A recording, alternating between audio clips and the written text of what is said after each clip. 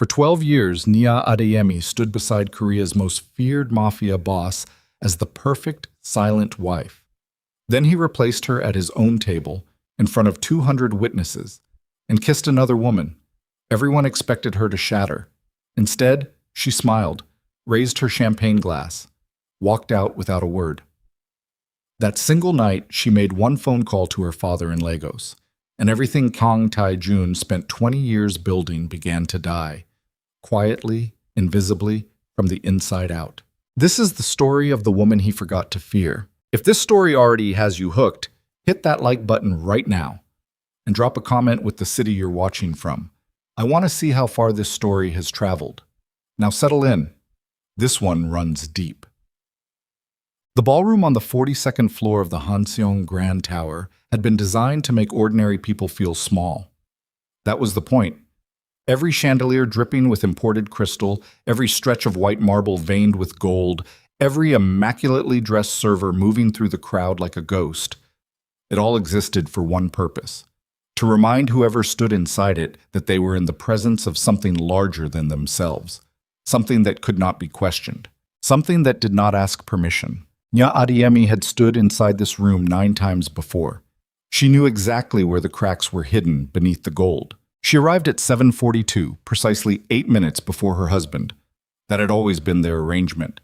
She entered first, worked the room with the controlled warmth she had spent years perfecting, greeting the right politicians, exchanging pleasantries with the right wives, positioning herself at the precise social coordinates that made Kang Tae-jun's entrance more powerful. She was the warm architecture of his public image, the human frame around his authority. She had understood this role from the beginning, and she had executed it without complaint for over a decade. Tonight she wore black.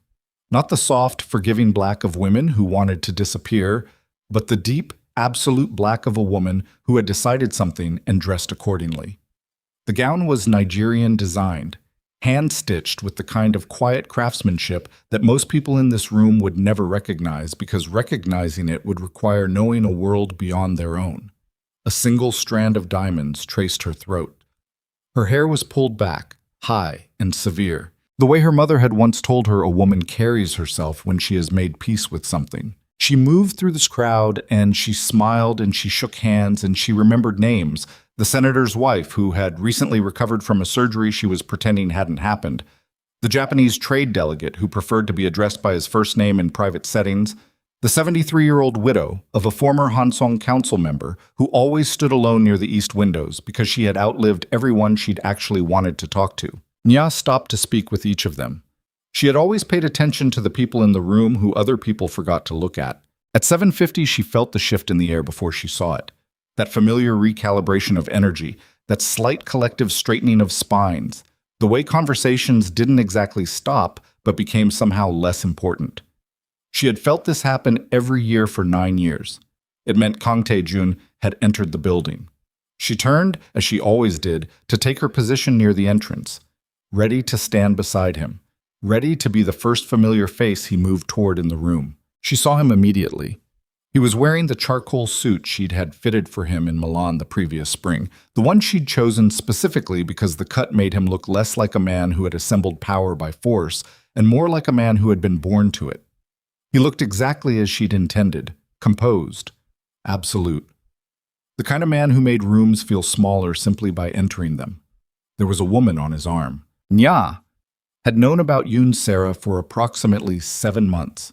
She had known the way she knew most things, not through confrontation or confession, but through patient, systematic attention. The small disruptions in Tae-jun's schedule that didn't match his stated obligations. The faint trace of a perfume she didn't own on the collar of a shirt she'd sent to the laundry. A credit card transaction at a jewelry boutique on a Tuesday afternoon when he'd told her he was meeting with port executives. She had collected these details without assembling them into a conversation because she had not yet needed to. But this was different from a private disruption she could afford to observe in silence. Yoon Sarah was 26 years old, the daughter of a lower-tier financial consultant who had made himself moderately useful to the Hanseong Syndicate several years back. She was beautiful in the precise, assembled way of women who had been specifically constructed for rooms exactly like this one. The bone structure, the hair, the dress that probably cost more than her father made in 3 months. all of it calibrated for a particular kind of male attention in a particular kind of environment. She held Taejun's arm with the studied ease of someone who had rehearsed the gesture. Her fingers were slightly too tight on his sleeve. She was nervous. Nya registered that detail immediately and filed it away. What she did not yet register, because the full dimension of what was about to happen had not yet assembled itself in her mind, was the trajectory of Taejun's movement through the room. She noticed that he hadn't looked at her yet. She noticed that he was moving not toward the center of the room, where they traditionally stood together during the first hour of the gala, but toward the elevated section near the south wall. The reserved section. The section where the two primary seats for the host family had been set with white orchids and handwritten place cards in calligraphy she had supervised herself 3 days earlier. She watched him walk Yoon-sera to the primary table. She watched him pull out the chair on the right side, her chair, the chair that had been Naya's chair at this event for 9 consecutive years. Yoon-sera sat down. The room did not go silent. That was the first thing Naya registered. The room did not go silent because people in rooms like this had cultivated the social discipline to maintain the surface of normalcy through almost anything. Conversations continued. Glasses were raised. But something changed. She could feel it happening the way you feel the pressure shift before a storm. Something in the room's atmosphere contracting, all the invisible social antennae turning, the awareness spreading from person to person like heat through metal. 200 people had just seen it. Every politician, tycoon, crime boss, diplomat, and social figure in that room had registered what had just happened. Because the only thing people in these rooms tracked more carefully than money and power was proximity. Who stood next to whom, who sat where, who arrived on whose arm, and who was visibly, publicly removed from their position. Nya Adeyemi was still standing near the entrance of the ballroom she had helped curate, in the dress she had chosen to wear to stand beside her husband, and her husband had just seated someone else where she was supposed to sit, in front of all of them. She did not move for approximately 4 seconds. She was aware of those 4 seconds in extraordinary physical detail, the weight of her own breath, the cool pressure of the champagne flute she was still holding, the distant orchestral music that seemed suddenly both too loud and too quiet, the faint nausea in the base of her throat that had nothing to do with what she'd eaten and everything to do with the particular cruelty of being humiliated in a room full of people who would remember it forever. Then Taejun raised his glass. He looked directly at the room, not at Naya, not with acknowledgement or apology, or even the cold satisfaction of a man who had decided to make a point, but with the absolute indifference of a man who had already mentally reclassified her. And he said, in the clear, carrying voice of someone accustomed to being listened to new beginnings. He turned to Yoon-sera, and he kissed her. The orchestra kept playing. Someone near the bar laughed at something entirely unrelated. Nya Adeyemi took one breath, then another. The nausea at the base of her throat sharpened briefly and then passed, replaced by something she didn't immediately have a name for, something colder and more structural than anger, something that felt less like an emotion and more like a decision being made below the level of conscious thought, the way a body decides to survive a fall before the mind is caught up with what's happening. She raised her champagne glass. She held it at precisely the same angle she had held every glass in every room for 12 years, steady, composed, the unshakable social poise of a woman who had been raised to conduct herself with dignity in rooms that did not deserve it. She smiled, not the wide, performative smile of someone concealing devastation, a smaller smile, the kind that required more control, not less, the kind that people who were watching her, and all 200 of them were watching her, would not be able to read as grief or rage or humiliation. They would only be able to read it as a woman who had already moved past this moment, a woman who was not broken by it because she was already somewhere else.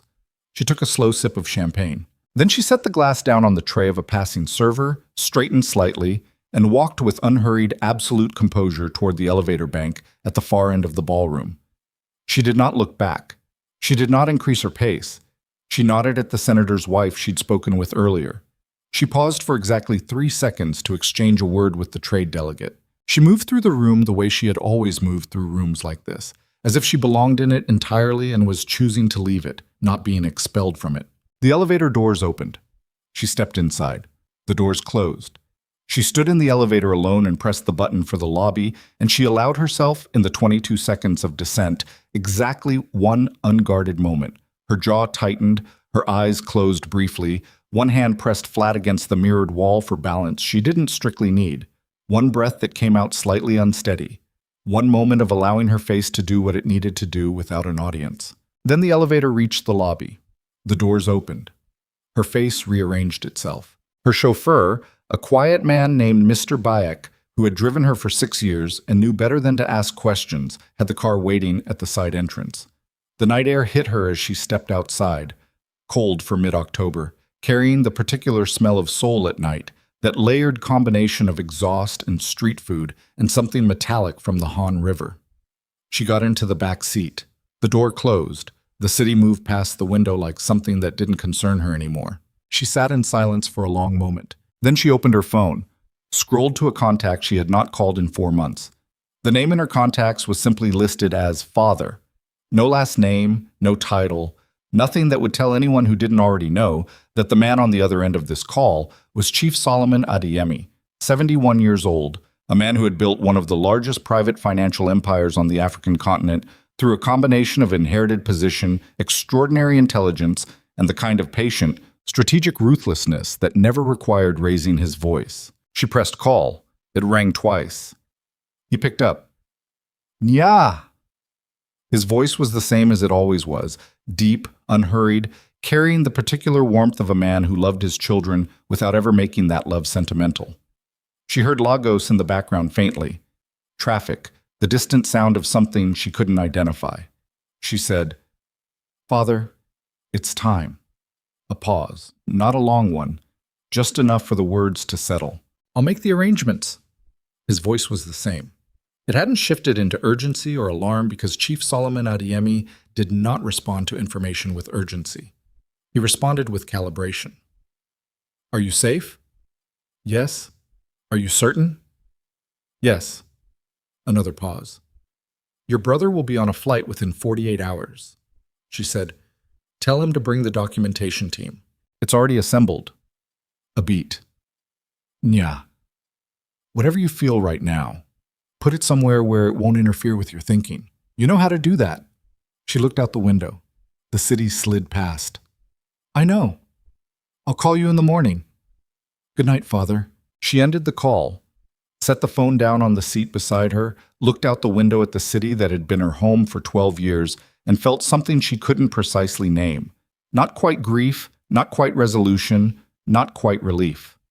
Something more like the feeling of having reached the edge of one thing and seeing the beginning of another, and understanding that the crossing was going to cost more than she had originally calculated. She had known, in the abstract, theoretical way of someone who is prepared for a possibility without fully believing it will materialize, that this moment was coming.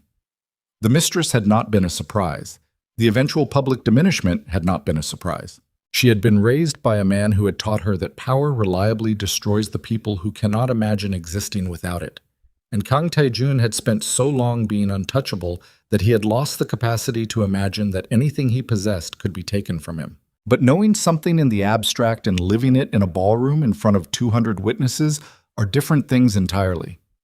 She pressed her hand flat against her sternum briefly, a private gesture not visible from outside the car, and felt her own heartbeat. Steady. Too steady, maybe, for what had just happened. She wasn't sure whether that was strength or something she should be worried about. Mr. Baek drove. Seoul moved past the windows. She breathed.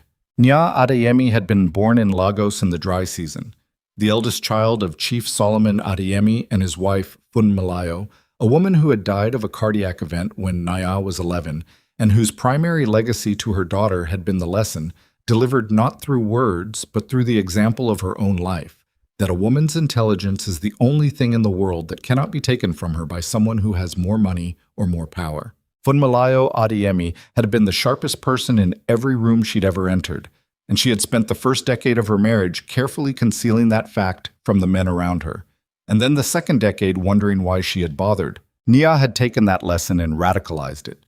She had left Lagos at 17 for London, attended the London School of Economics on academic merit, completed a master's in forensic financial analysis at 23, and spent 2 years at one of London's most respected financial investigative firms before the firm's founding partner told her, with the combination of admiration and discomfort she had grown accustomed to in rooms full of men who understood that she was exceptional but had difficulty reconciling that fact with their existing worldview, that she was the most analytically gifted person he had worked with in 30 years. She had met Kong Tae-jun at a financial conference in Singapore when she was 28.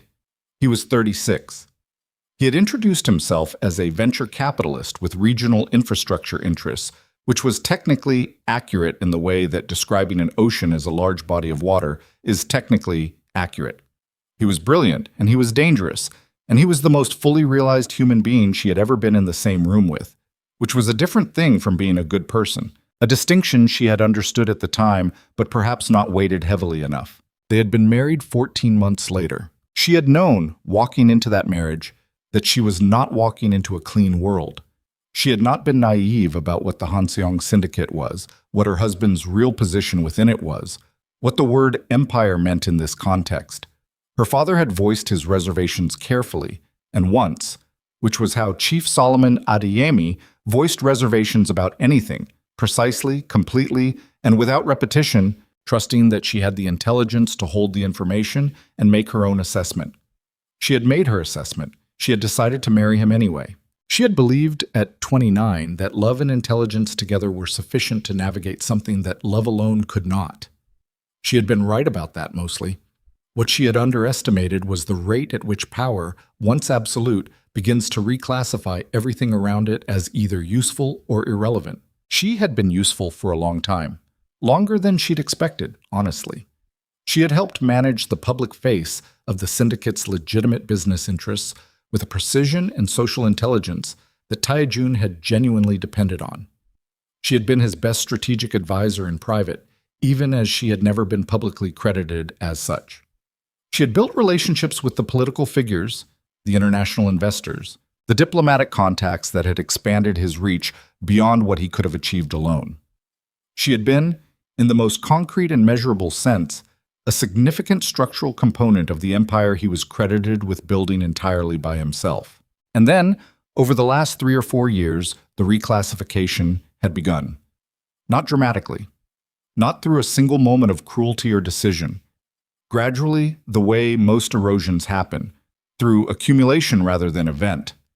Her opinions had been solicited less. Her presence at key meetings had been explained away as unnecessary.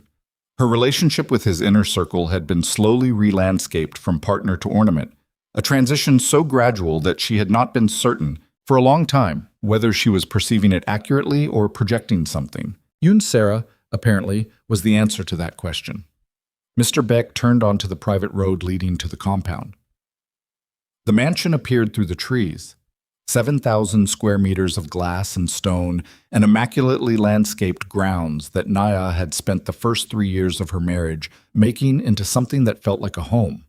And the last 2 years' understanding was simply a very expensive container for a life that was no longer the one she was actually living. She got out of the car, walked into the house. The staff, 2 night attendants and the housekeeper, registered her early return with the professional invisibility of people trained not to notice anything they weren't supposed to notice. She went directly to her study. It was the one room in the mansion that was entirely hers, not designed by the same architect who had done the rest of the house, not furnished with the hyper-curated pieces that Tae-jun's stylist had selected for the public rooms. She had done this room herself, over several months, and it reflected something that the rest of the house deliberately concealed. What she actually was. The books were organized by subject, not appearance. The desk was functional, scarred at one corner from a move years ago, never replaced because she'd never wanted to replace it. A photograph of her mother sat on the corner of the desk, the only photograph of Funmilayo Adeyemi displayed anywhere in the house, because Tae-jun had suggested, early in their marriage, that it made the aesthetic of the main rooms feel inconsistent, and she had agreed to remove the others, but had kept this one here, where it was hers alone. She sat down behind the desk, opened the bottom left drawer, removed a notebook, not digital, deliberately and specifically analog, dark green cover, filled in her own handwriting with the same systematic precision she had brought to every professional task of her life. She set it on the desk and opened it to the first page and looked at what was written there. She had started this notebook 4 years ago. Not as an act of revenge, not even as an act of planning, simply as an act of professional habit. She had been trained to document financial architecture. She had been living inside the most complex illegal financial architecture in South Korea for over a decade. The habit of observation and documentation was as natural to her as breathing, and she had applied it to her environment the way she applied it to everything else. What was in this notebook was the complete financial skeleton of the Hanseong Syndicate. Every shell company, every offshore account, every political bribe tracked to its source and its destination, every money laundering corridor, the port acquisition structures, the entertainment company fronts, the construction company pass-throughs, the foreign investment vehicles, every hidden digital asset, every encrypted vault she had identified through patient, invisible observation of the systems her husband used when he believed no one was paying close enough attention, the routing numbers, the account codes, the names of the officials who had been paid and the amounts they had received and the approximate dates of the transactions, the corporate ownership chains that existed specifically to obscure the fact that the same man controlled all of them. 12 years of forensic precision, applied not to a client's case, but to her own life. She turned to the last page of notes she had made, 3 weeks ago, a minor update to a corporate transfer structure she had noticed shifting, and she looked at what she had assembled, and she felt for the first time since getting into the car outside the Hansong Grand Tower, something that was not grief or calculation, but something cleaner and more ancient. The particular satisfaction of a person who has been patient long enough and prepared enough, and is finally ready to use what they have built. She closed the notebook, set her hand on top of it for a moment, then she opened her laptop and began to work. She worked for 3 hours without stopping. The compound went fully quiet around her. Staff retired, security shifted to night rotation, the ambient hum of a large house in its sleeping hours settling in. She worked in the particular deep focus she was capable of when everything extraneous had been stripped away, when she was operating from the part of herself that existed before emotion and after it, in the cold, clear space where her intelligence functioned at its absolute best. By 1 in the morning, she had completed the initial structural mapping of what the next phase would require.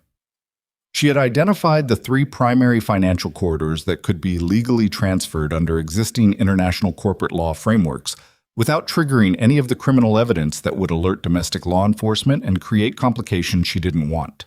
She had outlined the sequence of actions that would need to be taken in order with approximate timing for each.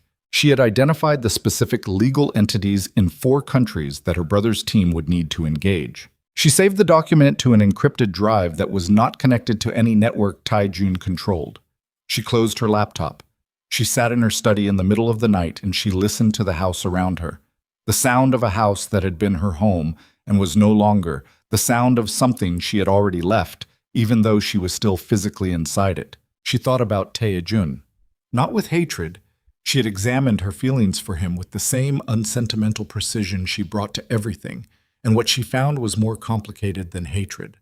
She thought about the man she had married at 29, the man who had been brilliant and present and genuinely interested in who she was, the man who had spent their first 3 years together in a kind of partnership she had not entirely expected to find in the world she had entered. That man had been real. She was not willing to pretend he hadn't existed in order to make what she was about to do feel simpler. But that man had made a series of choices over a long period of time, and the accumulation of those choices had produced the man who had walked into a ballroom tonight with a 26-year-old woman on his arm and seated her in Nya's chair without bothering to make it private, without bothering to construct a story, without even the basic human courtesy of conducting his dismissal somewhere she wouldn't have to absorb it in front of 200 witnesses. The man tonight had done something that the man she'd married would have been incapable of, not because of the infidelity, but because of the indifference, the public indifference, the absolute certainty that she was not someone whose dignity required consideration. She had tried for 2 years to locate the man she'd married inside the one who had replaced him. She had tried with patience and with intelligence and with a generosity she was not always certain she had earned or that he deserved. She had tried long past the point where most people would have stopped. Tonight was the last night she would try. She turned off the desk lamp. The study went dark except for the ambient glow of Seoul through the window. She sat for a moment in the dark. Then she stood, rolled her shoulders once, a gesture her mother used to make, she realized, and felt the recognition of it land somewhere tender, and walked upstairs to the bedroom she had shared with her husband for 12 years. She undressed in the dark, got into bed on her side, set her phone on the nightstand, set the encrypted drive beside it, closed her eyes. She did not sleep for a long time. What she did, in the dark, in the silence, in the bed that still held the smell of a life that was already ending, was remember her mother telling her once. Nia had been perhaps 9 years old, sitting at the kitchen table while Funmilayo Adeyemi moved around the kitchen with the particular efficient grace of a woman who had decided that every small thing she did would be done with complete attention and complete intention.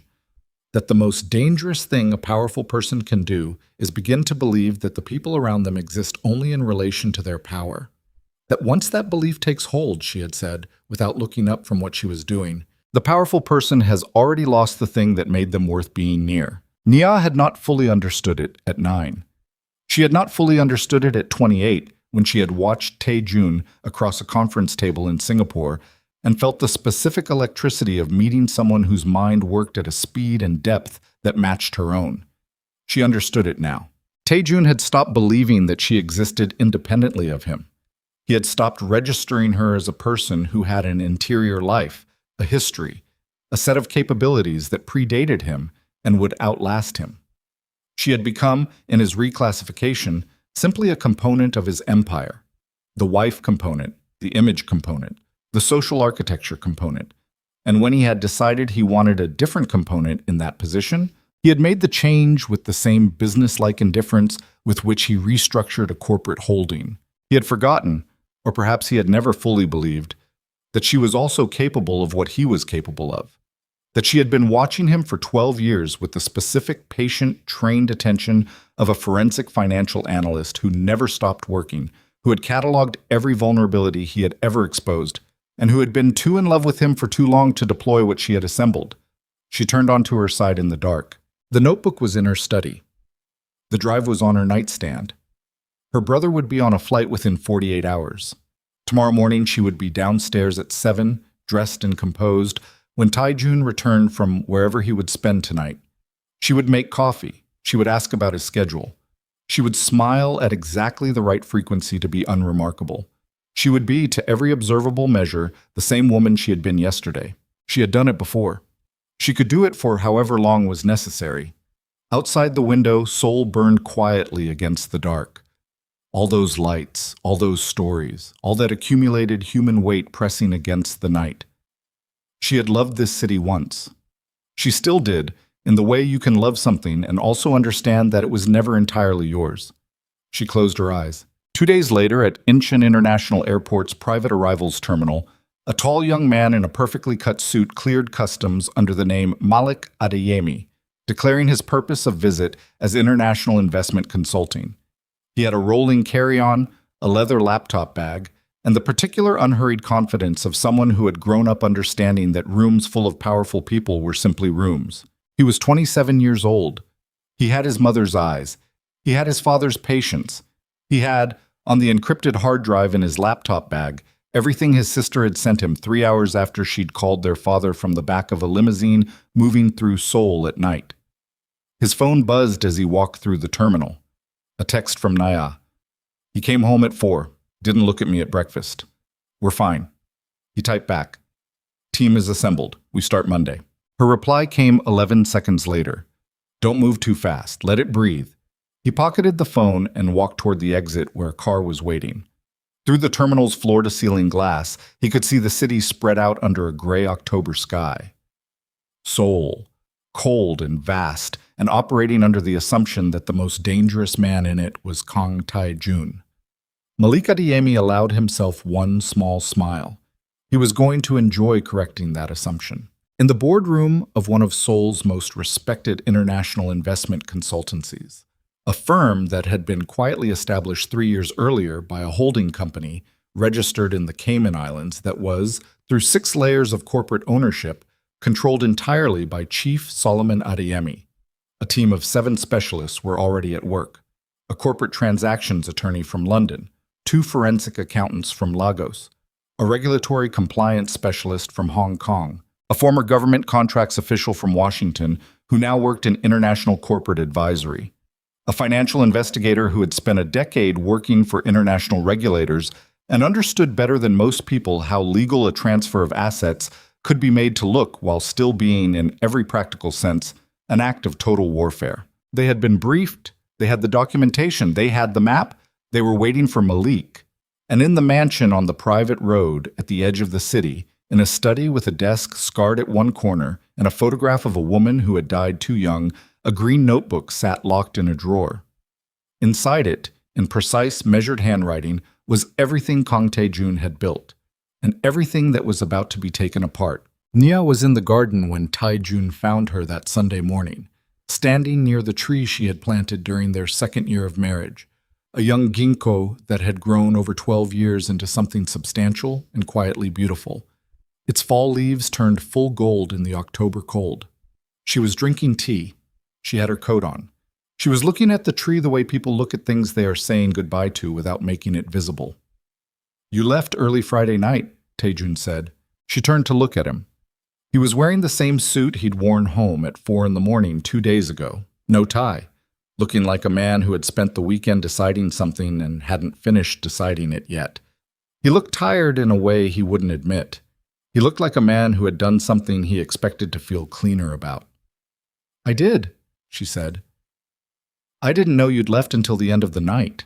She held her tea in both hands, looked at him evenly. "Is there something you wanted to say to me, Tae-jun?" He was silent for a moment. She watched the calculation happen behind his eyes, the assessment of what acknowledgement would cost him, the instinct to retain control of every narrative, including this one. It was a calculation she had watched him perform hundreds of times in 12 years. She knew exactly what it looked like. "Things change," he said finally. She nodded once. "Yes," she said, "they do." He looked at her for a long moment, trying, she thought, to read her. He was used to being able to read her. He had been able to read her for most of their marriage with reasonable accuracy. She had allowed that. She had not hidden herself from him because she had not needed to. But something had shifted in the last 72 hours that he could feel without being able to name. Something in the quality of her stillness that was different from the stillness he knew. And she could see that difference registering in him as faint unease. Good, she thought, and didn't let it reach her face. "We'll talk properly this week," he said. It was not a question. "Of course," she said. He went back inside. She turned back to the ginkgo tree and finished her tea in silence. Malik sent her a message at 11 that morning. "First meeting tomorrow. Chung Bae-soo's investment fund. Legal transfer framework is ready." She read it, set her phone back in her coat pocket. Chung Bae-soo was the director of a mid-size infrastructure investment fund that served as one of 3 primary laundering corridors for the syndicate's port acquisition revenues. He was also, as of 6 months ago, deeply overextended on a private real estate development that had gone sideways in ways that were not yet public knowledge. He was, in the assessment Naya had written in her notebook 18 months ago, the most structurally vulnerable point in Tae-jun's financial network.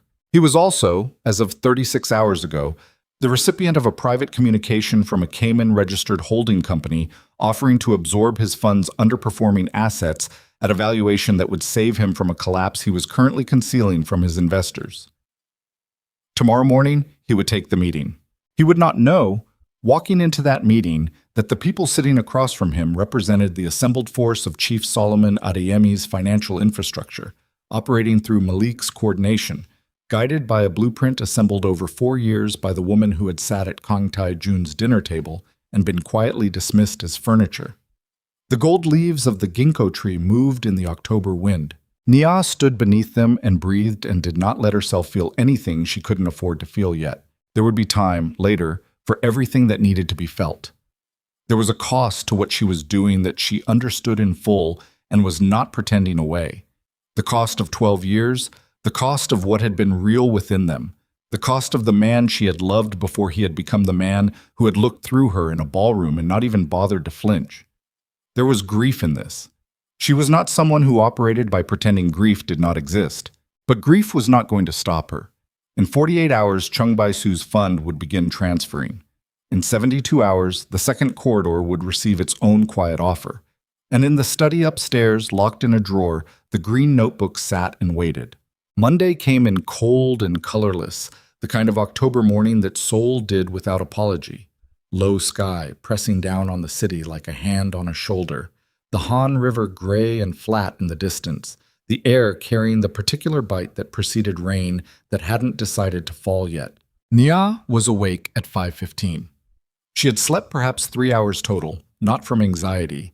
She had trained herself out of anxiety's most useless expressions years ago, but from the particular alertness of a mind that had shifted into operational mode and didn't fully power down. She lay in the dark for 20 minutes, running sequence. Then she got up, dressed, and was in her study before 6. Malik sent the confirmation at 6:47. Baesu confirmed. 9 o'clock. She typed back, "Don't let him feel pressured. Let him think he's choosing." His reply, "I know, Nuna." She set the phone down and looked at the window. Outside, the garden was barely visible in the pre-dawn gray. The ginkgo tree a dark shape against a dark sky. Its gold leaves gone flat without light to illuminate them.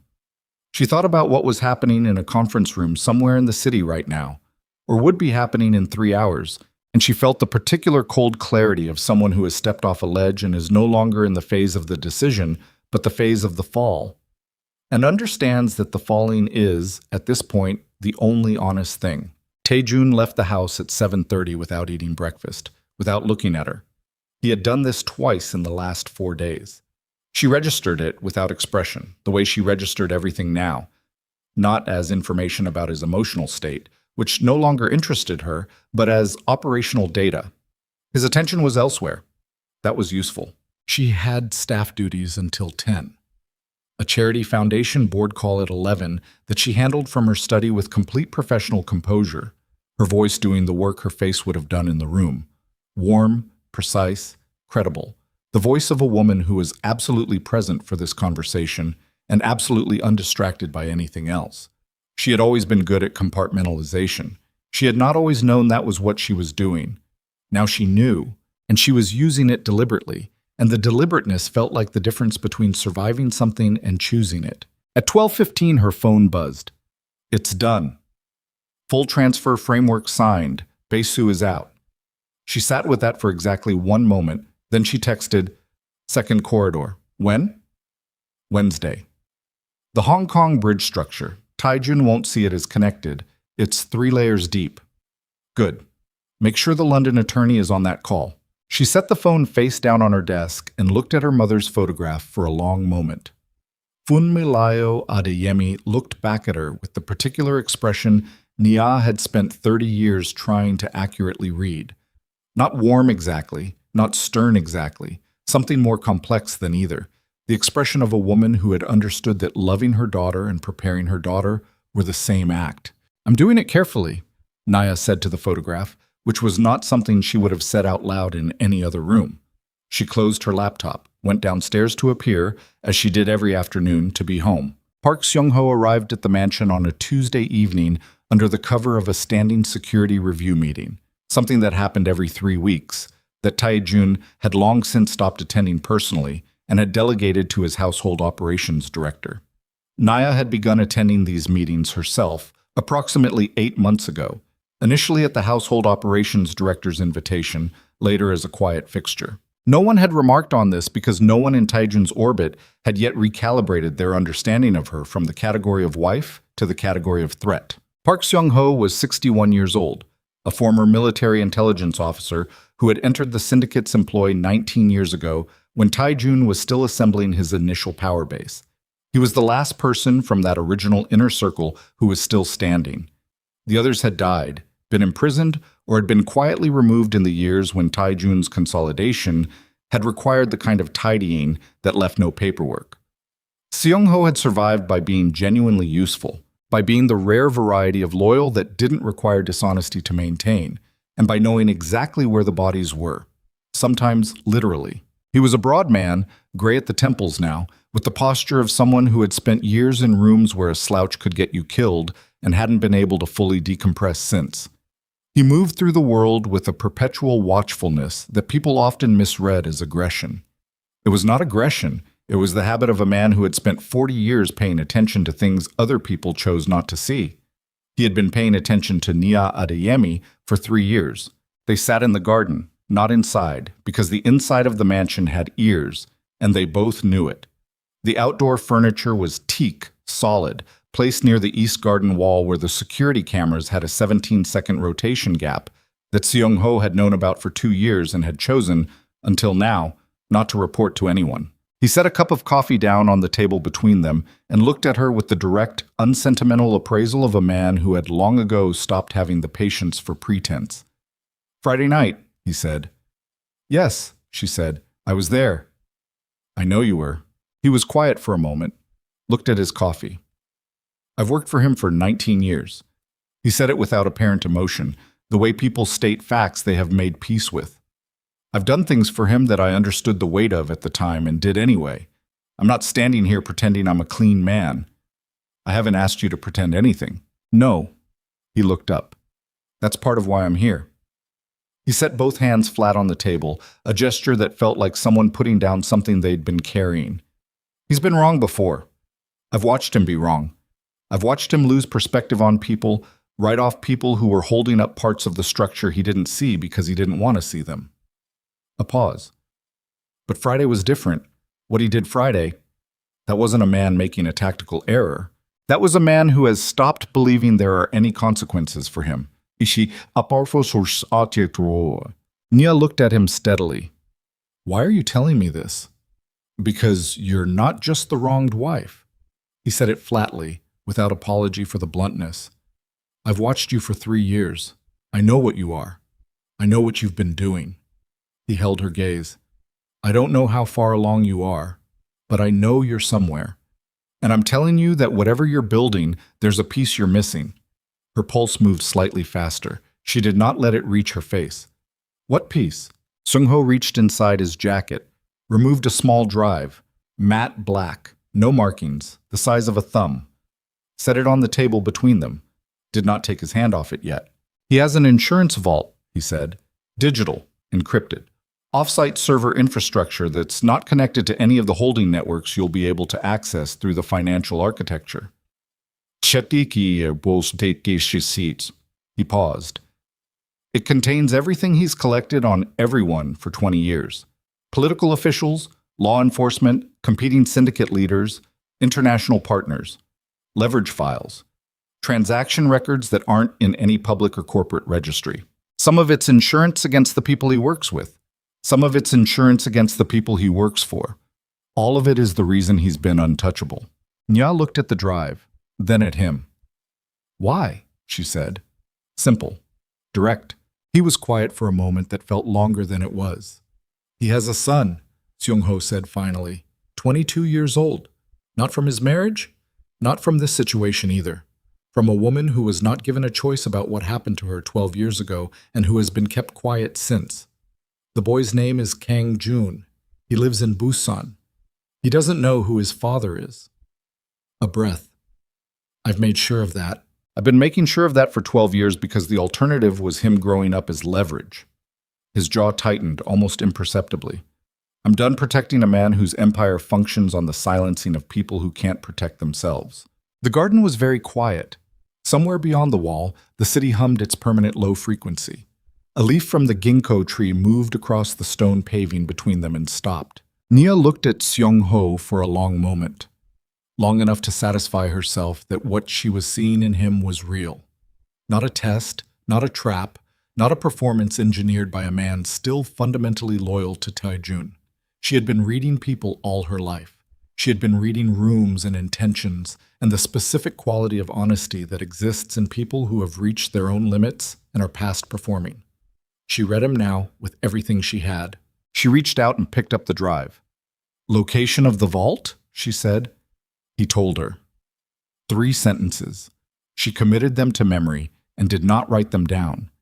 "The encryption?" she asked. "Your brother's team will be able to break it. I've seen what they're working with. It'll take 2 days, maybe 3. He paused. "Once it's accessed, it needs to be copied before any alert is triggered. The vault has a 20-minute access window before it sends an automated security ping to 3 of his trusted people. One of them is me. And when the ping arrives, I won't respond to it." She looked at him. "That's going to cost you." I know what it's going to cost me. He said it with the quietness of someone who has done the math and accepted the number. I've been at this table for 19 years. I know exactly what I'm walking away from.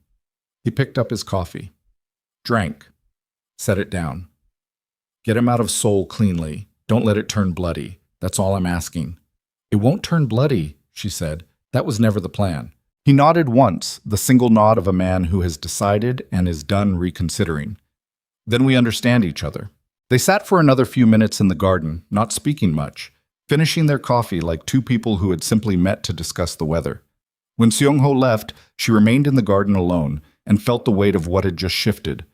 The vault had been the one piece she hadn't been able to locate through financial mapping alone, the one blind spot in her otherwise comprehensive blueprint, and now it was in reach. She texted Malik that night with 2 words and a set of coordinates. Add this. His response took 4 minutes. She imagined him reading it, recalibrating, understanding what it meant for the sequence. That changes the timeline. We can move faster. She wrote back, no. We hold the sequence. Let it breathe. She said that a lot. Let it breathe. It was the hardest discipline in any long operation, the resistance to acceleration once you could feel the momentum building, the understanding that the impulse to move faster when things were working was exactly when the most catastrophic errors got made. Her father had taught her that. He had also taught her that the second most dangerous moment in any strategic action was not the beginning, when you were still uncertain, but the middle, when you were certain enough to get careless. She was not going to get careless.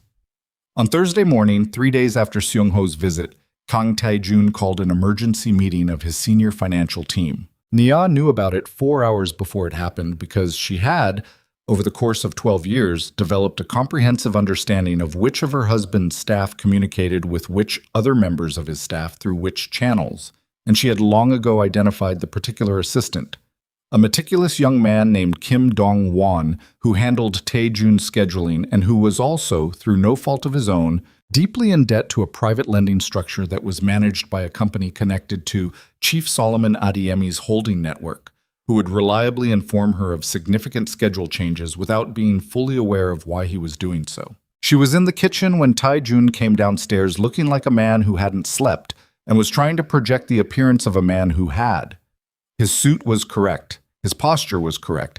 His eyes were not. Something's wrong with the Busan fund structure, he said to her, which was not something he had said to her about operational matters in 2 years. The fact that he was saying it now told her more than the words themselves. He was looking, without knowing he was looking, for the particular quality of attention she had always brought to his problems. The attention he had spent the last several years not asking for, and was now, in the early stages of real uncertainty, reaching for instinctively. She looked up from the newspaper she wasn't reading. What kind of problem? Chung Bae-soo's fund submitted a restructuring notice. His lead assets are being transferred to an international holding entity I've never heard of. He was watching her. My legal team is trying to identify the ownership chain. She kept her face neutral. Let it sit for 2 seconds, not long enough to be evasive, exactly long enough to be someone thinking. Bae-soo has been overextended for a while, you knew that. Not this overextended. He was still watching her with the particular focused attention of a man who is starting to ask himself questions he doesn't have the right question for yet. It's moving fast, legally clean. That's what bothers me. Do you want me to ask someone I know from the LSE's regulatory network? I still have contacts in London compliance circles. He looked at her for a moment. She held the look without flinching, without smiling, without doing anything that would read as performance. Just a wife offering the things she could offer, the way she always had, the way he'd stopped accepting a long time ago. I'll handle it, he said, and left. She waited until she heard his car leave the drive. Then she set down the newspaper and sat for a moment in the kitchen that had been her kitchen for 12 years, with the gray October light coming in through the windows she had chosen during the renovation in their 3rd year, and she allowed herself to feel the particular sharpness of what was happening. Not guilt, precisely, but the weight of intimacy weaponized, the strange grief of using someone's trust against them even when they had long since stopped deserving it. Then she called Malik. He's noticed Bae-soo, she said. Already? That's a pause. His legal team is faster than I expected. Move up the vault access. Not the other transfers, those stay on schedule. But the vault needs to happen before his legal team traces the ownership chain far enough to start asking the right questions. Silence on the line. She could hear Malik thinking, the particular quality of her brother's silence that she had known since he was 7 years old, and working out a math problem at their father's desk. That's a compressed window. Seong-ho said 2 to 3 days for the encryption. Tell the team they have 36 hours. Nya, Malik. Her voice was level. 36 hours. Another pause, then, all right. The vault was accessed at 11:47 on a Friday night, exactly 1 week after the gala, a symmetry she had not planned and did not find satisfying. She was in her study when Malik sent the confirmation.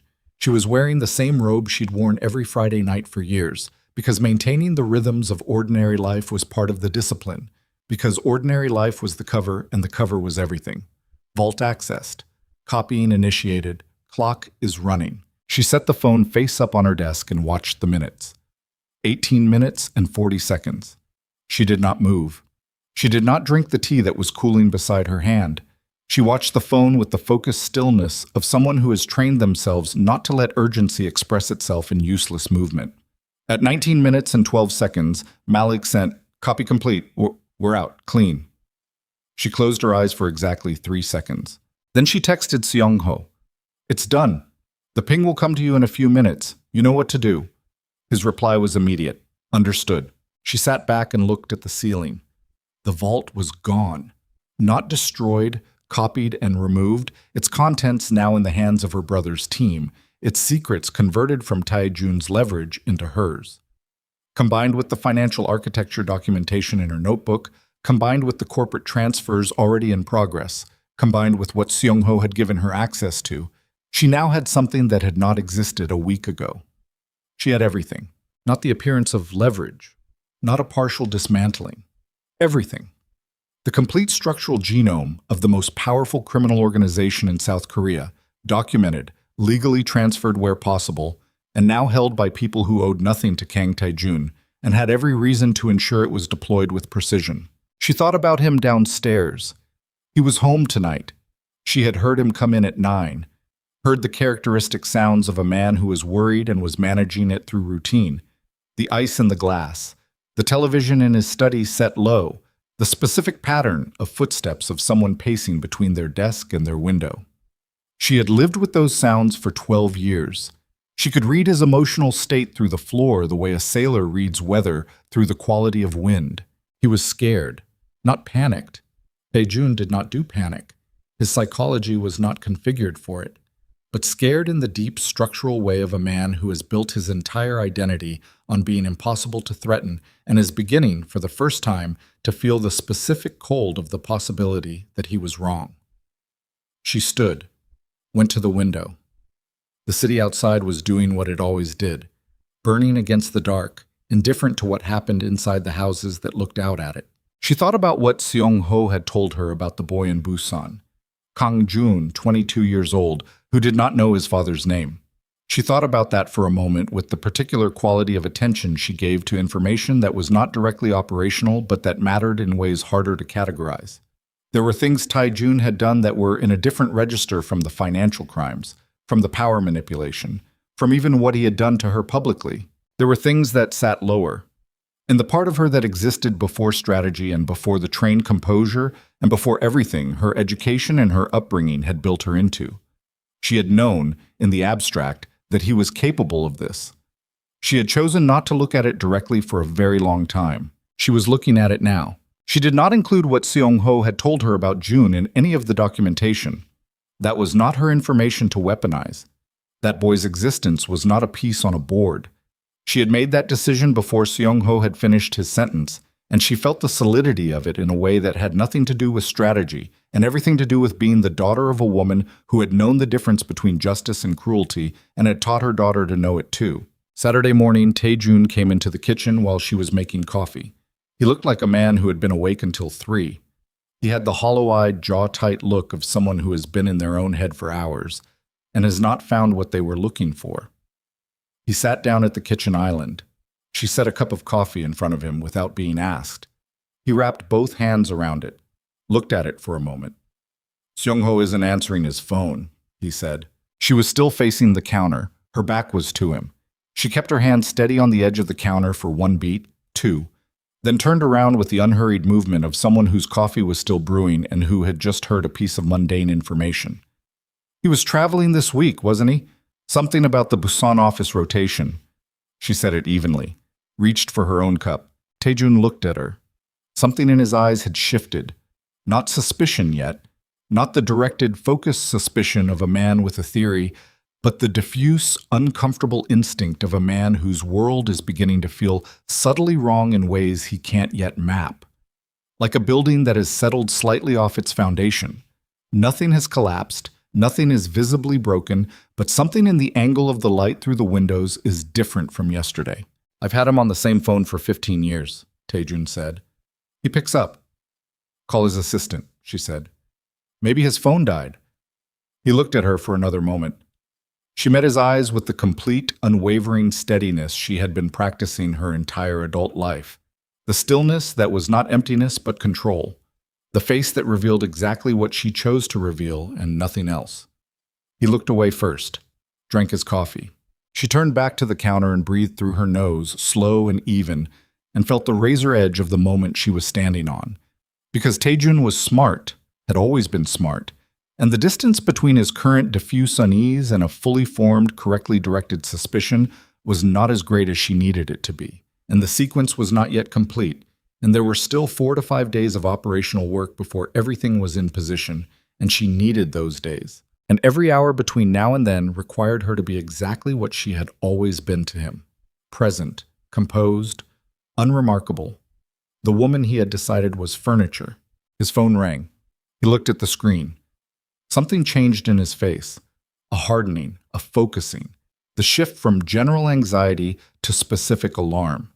He answered without speaking and listened for 12 seconds, and then said, in a voice that was very quiet and very controlled, "Send me everything you have right now," and ended the call.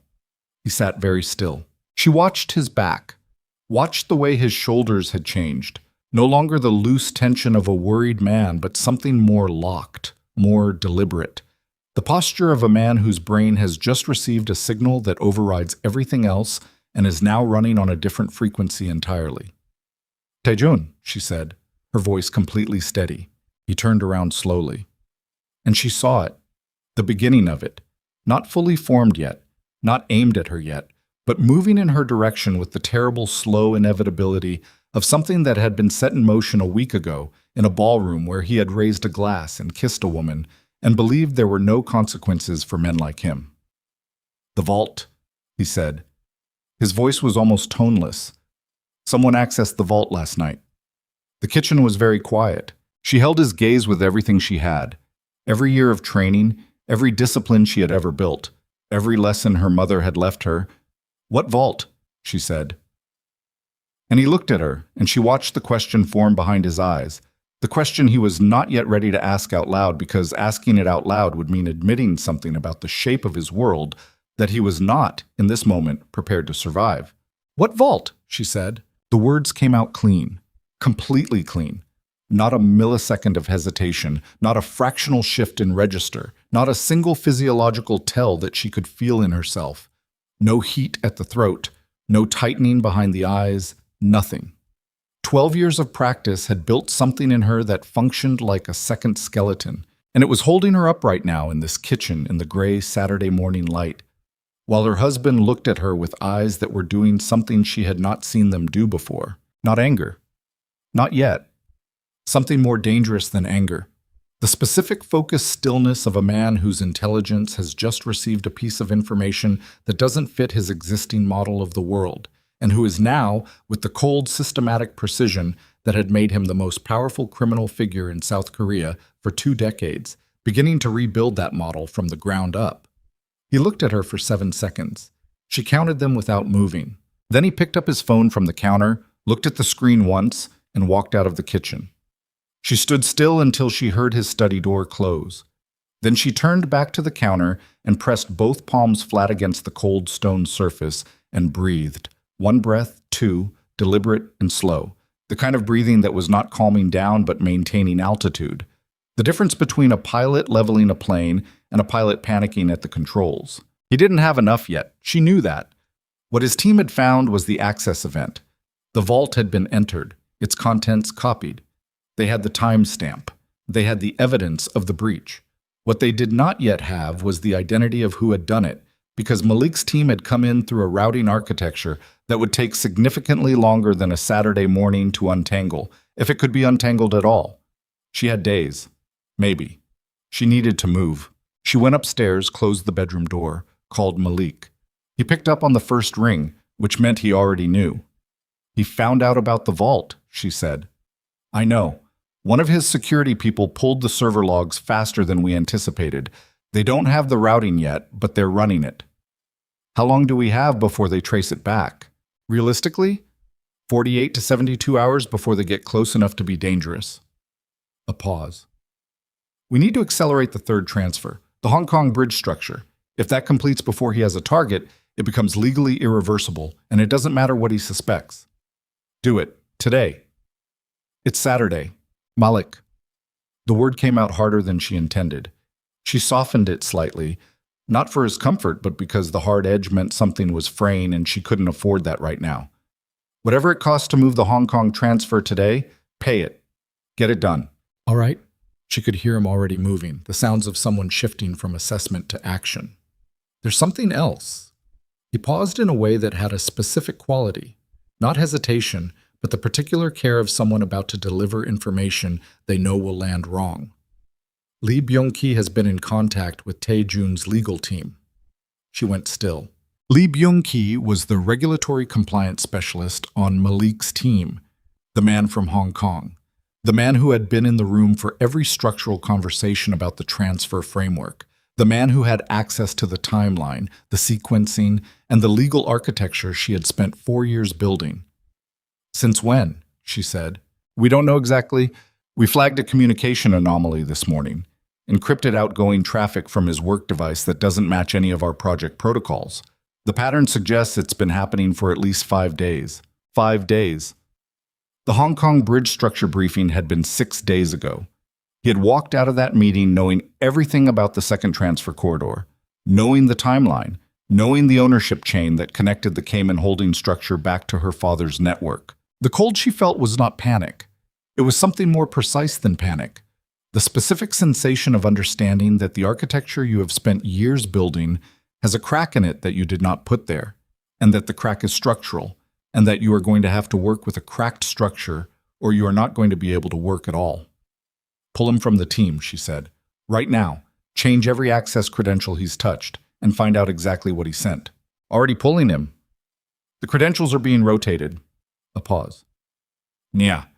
If he's already given Tae-jun the ownership chain, then we're running on a different clock than I thought we were. She sat on the edge of the bed. The room was very quiet. Find out what he sent. Everything else continues. She ended the call. Sat for a moment in the bedroom that still smelled like 12 years of shared life. The particular combination of his cologne and the wood polish she'd always insisted on for the furniture, and something indefinable that was just the accumulated atmosphere of a place where two people had lived long enough to leave an invisible residue of themselves on every surface. She had planned for many contingencies. She had not planned specifically for a traitor inside her brother's team, because she had trusted Malik's vetting, and Malik's vetting had been, until 5 days ago, entirely sound. She understood that this was not a failure of intelligence, but a vulnerability inherent to any operation that required human beings. Human beings with debts, with pressures, with the particular susceptibility of anyone who is offered enough money by someone sufficiently terrifying. What she had not yet fully calculated was what Lee Byung-ki had actually sent. If it was only the ownership chain, the corporate architecture connecting the transfers back to her father's network, that was containable. Legally complex to weaponize, easily rerouted, and not individually sufficient to tell Tae-jun what he most needed to know. If it was the timeline and the sequencing, that was worse. That told him not just what was happening, but how it was designed to happen, which was the difference between a man who knows he's been robbed and a man who understands exactly how the robbery was engineered. If it was the source documentation, the forensic financial records she had provided to Malik's team, The records that could only have come from someone with 12 years of intimate access to the Hanseong Syndicate's internal operations. Then he already knew it was her. She heard, from downstairs, the sound of Taejun's study door opening. His footsteps on the stairs were different from his usual footsteps. Not louder. If anything, slightly slower, more deliberate, the paced tread of a man who is moving towards something he has decided to face and is not in a hurry about it because hurrying would imply something he refuses to perform. She stood up, straightened, turned toward the door. He opened it without knocking, which he had not done in years. He was still holding his phone. His face had completed whatever transition it had been in the middle of downstairs. The diffuse unease was gone, and what had replaced it was the face she had seen him turn on other people over the years and had never seen turned on her. Not cold, exactly. More absolute than cold. The face of a man who has made a decision about someone. He set his phone on the dresser, screen up. She could see from where she stood that there was a document open on it. A photograph of a document, several pages, the text too small to read from this distance, but the formatting immediately recognizable to her as the kind of corporate structure diagram that lived inside the notebook in her study downstairs. "Sit down," he said. "I'm fine standing." A pause. He looked at her with those new eyes, not her husband's eyes, the eyes of the man who had kissed her on their second date in a restaurant in Singapore and told her she was the most interesting person he had ever met. The other eyes, the ones he used when he was conducting a reckoning. "Lee Byung-ki," he said. She said nothing. "You know that name." "Tell me what you think you know, Taejun." Something moved through his face. Brief, quickly controlled, but real. Not anger. She would have preferred anger. This was the expression of a man absorbing something that hurts him, which was a more dangerous state for her to be in a room with than a man who was simply furious. Because fury could be managed and hurt in a man like Taejun, converted very quickly into something it was much harder to navigate around. "The Cayman holding structure," he said. "It's your father's." She held his gaze. "Chung Bae-soo's fund. The Hong Kong bridge entity. Both of them trace back to a holding network registered to an investment architecture that has Chief Solomon Adeyemi's fingerprints on it going back 8 years. He picked up the phone, walked toward her until he was close enough that she could see the fine detail of his face, the exhaustion beneath the control, the shadow around his eyes that was 3 days of almost no sleep, the jaw that had been clenched for so long it had left a visible tightness all the way up to his temples. He held the phone so she could see the screen. "This is what Lee Byung-ki sent me." She looked at the screen, looked at what was there, the ownership chain, the timeline, the sequencing. And at the bottom of the last page, in her own handwriting, a single page photographed from her notebook, one of the corporate structure diagrams she had drawn 4 years ago in the quiet of her study after putting it together for the first time. Her handwriting, her diagram, her notebook. She understood in that moment, with the absolute clarity of someone whose remaining operational timeline had just been compressed from days to hours, that Lee Byung-ki had not simply sold information about the transfer structure. He had found the source. Somehow, she didn't yet know how, would work that out later. He had obtained a photograph of her private documentation and included it in what he sent. Taejun was watching her face. She knew he was watching her face. She kept it still. "Taejun, how long?" His voice was very quiet, almost gentle, which was worse than shouting. She made a decision in the space of a breath. Not the decision she had planned for this moment.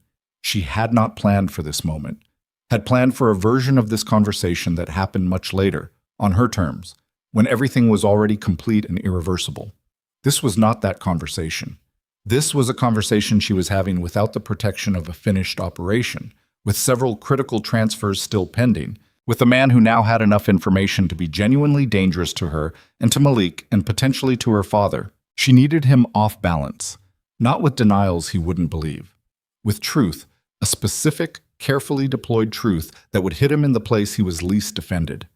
"Since the day you stopped treating me like a person," she said. The room went very still. He looked at her. Something in his face fractured, not visibly, not in any way that would have been legible to anyone who didn't know him the way she did. But she knew him.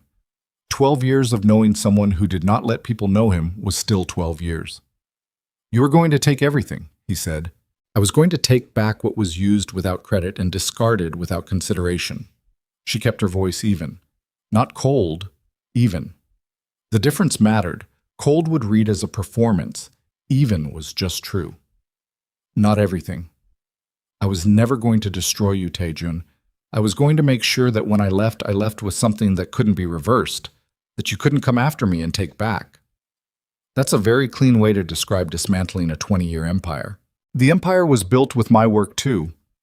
The words landed. She saw them land, watched him do what she had watched him do with difficult truths his entire life, not deny them. Taejun was too intelligent to deny things he knew were accurate, but absorbed them in a way that reclassified them as a different kind of truth than the one she intended. A truth that was real but manageable, a truth that could be worked around. The transfers that have already completed, he said. Baesu's fund, the first corridor. Legally finalized, irreversible. He set his jaw. I can litigate. Through which courts, Taejun? She kept her voice level. With which documentation? Everything that completed was a clean legal transaction. There is no mechanism through which you can reverse a fully executed international corporate transfer without triggering the kind of legal scrutiny that will unravel far more than you want unraveled. A pause. You know that. You know corporate law better than most attorneys.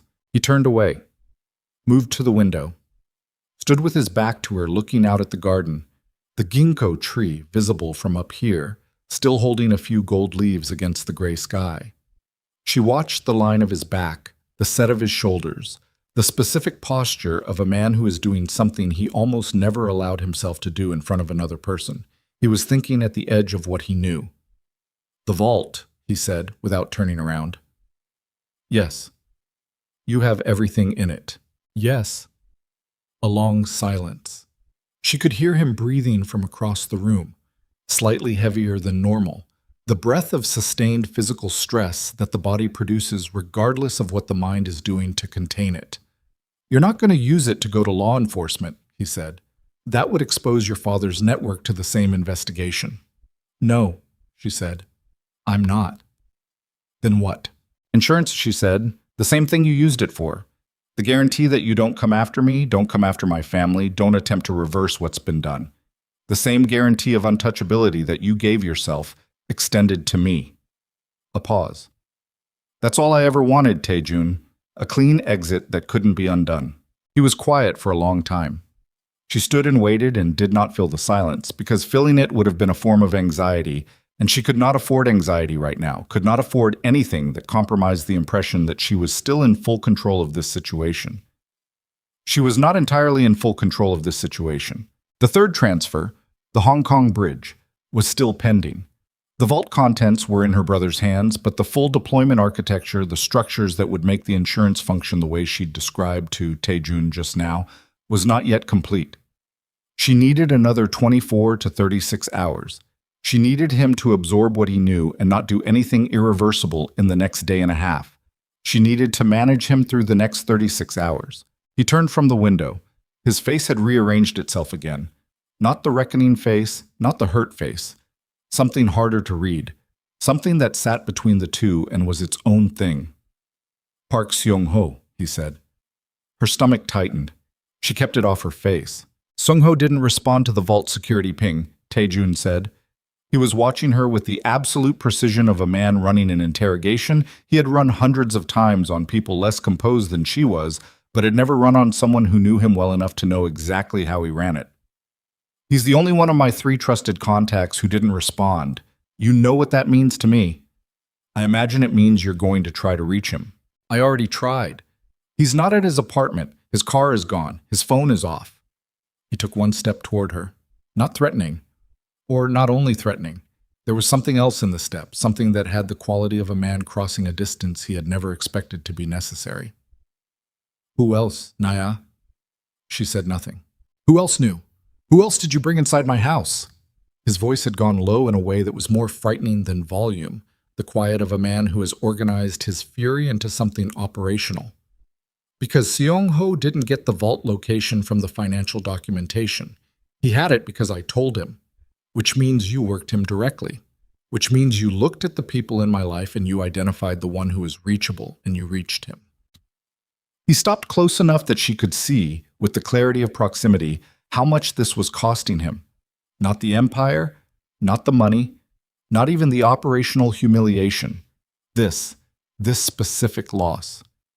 Seung-ho has been with me since the beginning. Seung-ho made his own choice, she said. You helped him make it. I gave him the opportunity to make a different one than he'd been making for 19 years. She held her ground, didn't step back. That was his to take or leave. Taejun looked at her for a long moment.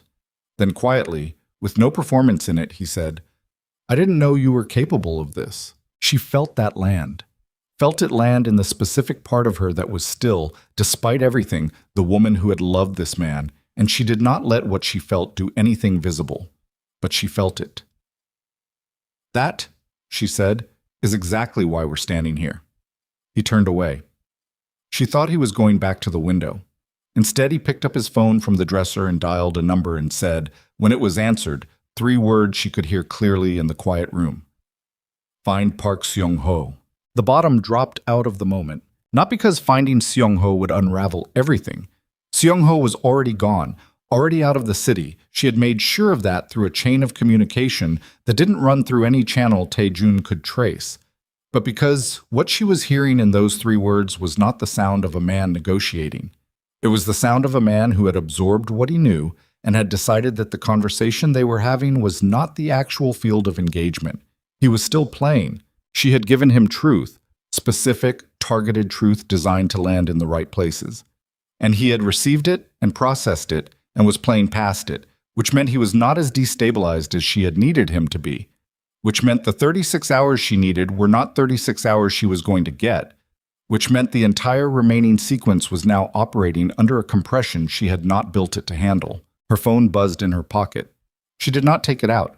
She felt it buzz a second time, which was Malik's code for urgent, and she stood in the bedroom with her husband on the phone 4 feet away and did not reach for her phone and did not change her expression.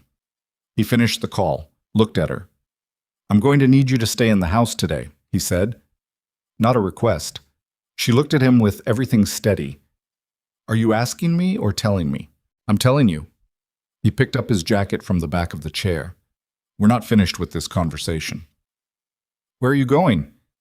He paused at the door, looked back at her with the new eyes, the ones she still did not have a complete name for. To find out how much of my world is still standing. He left. She listened to his footsteps on the stairs, the front door, his car, on the drive. She took her phone out of her pocket. Malik's messages, 2 of them, sent 90 seconds apart. First, Lee Byung-ki didn't act alone. He had a handler. The handler works for Min Jae-won. She stared at that for a moment.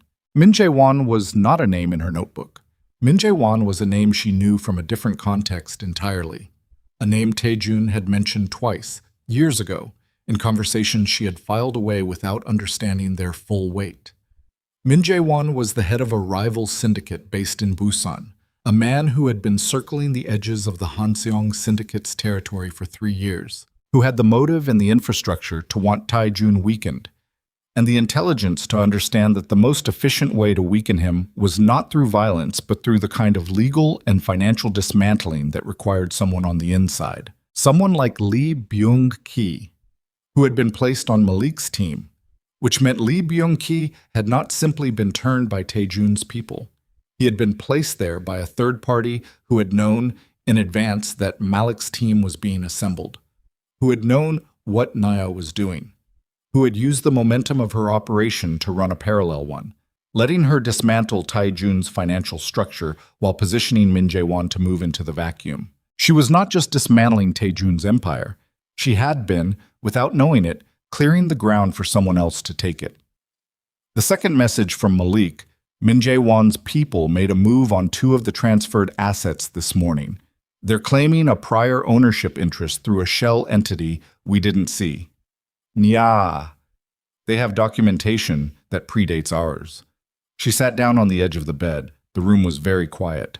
The assets she had transferred, the ones she had intended as leverage, as the foundation of her exit, as the irreversible proof that she had taken back what was hers, were being contested by a third party she had not known existed in this picture, who had been watching her operation from the inside through Lee Byung-ki and had timed their claim with precision. She had spent 4 years building a blueprint. She had executed it with extraordinary care. She had navigated her husband, managed her brother's team, worked Seung-ho, protected herself on every front she could see. She had not seen Min Jae-won. She pressed her hand flat against the center of her chest, the private gesture, the one nobody else ever saw, and felt her own heartbeat. Not steady this time. Faster. The particular rhythm of a body that has absorbed a shock and is recalibrating. She sat with it for 10 seconds, allowed herself exactly 10 seconds of the feeling, the specific quality of having built something carefully and watched it crack, not because of your errors, but because of what you couldn't see. The grief and fury of that, the desire to break something with your hands. 10 seconds. Then she picked up the phone and called her father. He answered on the second ring. Min Jae-won, she said. A pause. Longer than his pauses usually were. That pause told her more than anything he was about to say. It told her that the name was not entirely unknown to him, which meant there was something her father knew that she had not been told, and the understanding of that arrived in her chest with a force she was not fully prepared for. How much do you know? He said. Tell me what I don't know, she said. Right now. All of it. Another pause. And then Chief Solomon Adeyemi, 71 years old, the most strategically careful man she had ever known, began to speak. And what he said changed the shape of everything she thought she had understood about. Chief Solomon Adeyemi spoke for 4 minutes and 11 seconds. Nia knew the duration because she watched the call timer on her phone screen while he talked. Not from anxiety, but from the particular discipline of a mind that anchors itself to measurable things when the ground beneath it is shifting. 4 minutes and 11 seconds. She did not interrupt him once.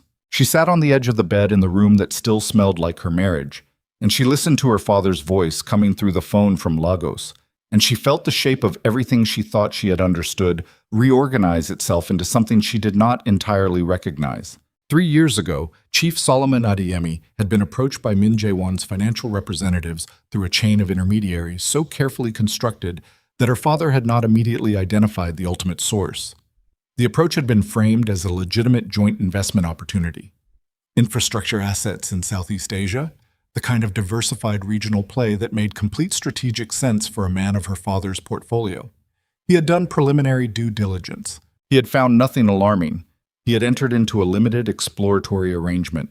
It was only 8 months ago when Naya had sent her father the initial signal, the first communication that told him she was preparing to move, that he had begun a more comprehensive investigation into the arrangement and discovered that the Southeast Asian infrastructure entity had a secondary ownership layer that traced back through 7 corporate shells to Min Jae-won's Busan operation. By that point, the arrangement was not yet active, had never transferred any funds, existed only as a framework. Her father had terminated it immediately.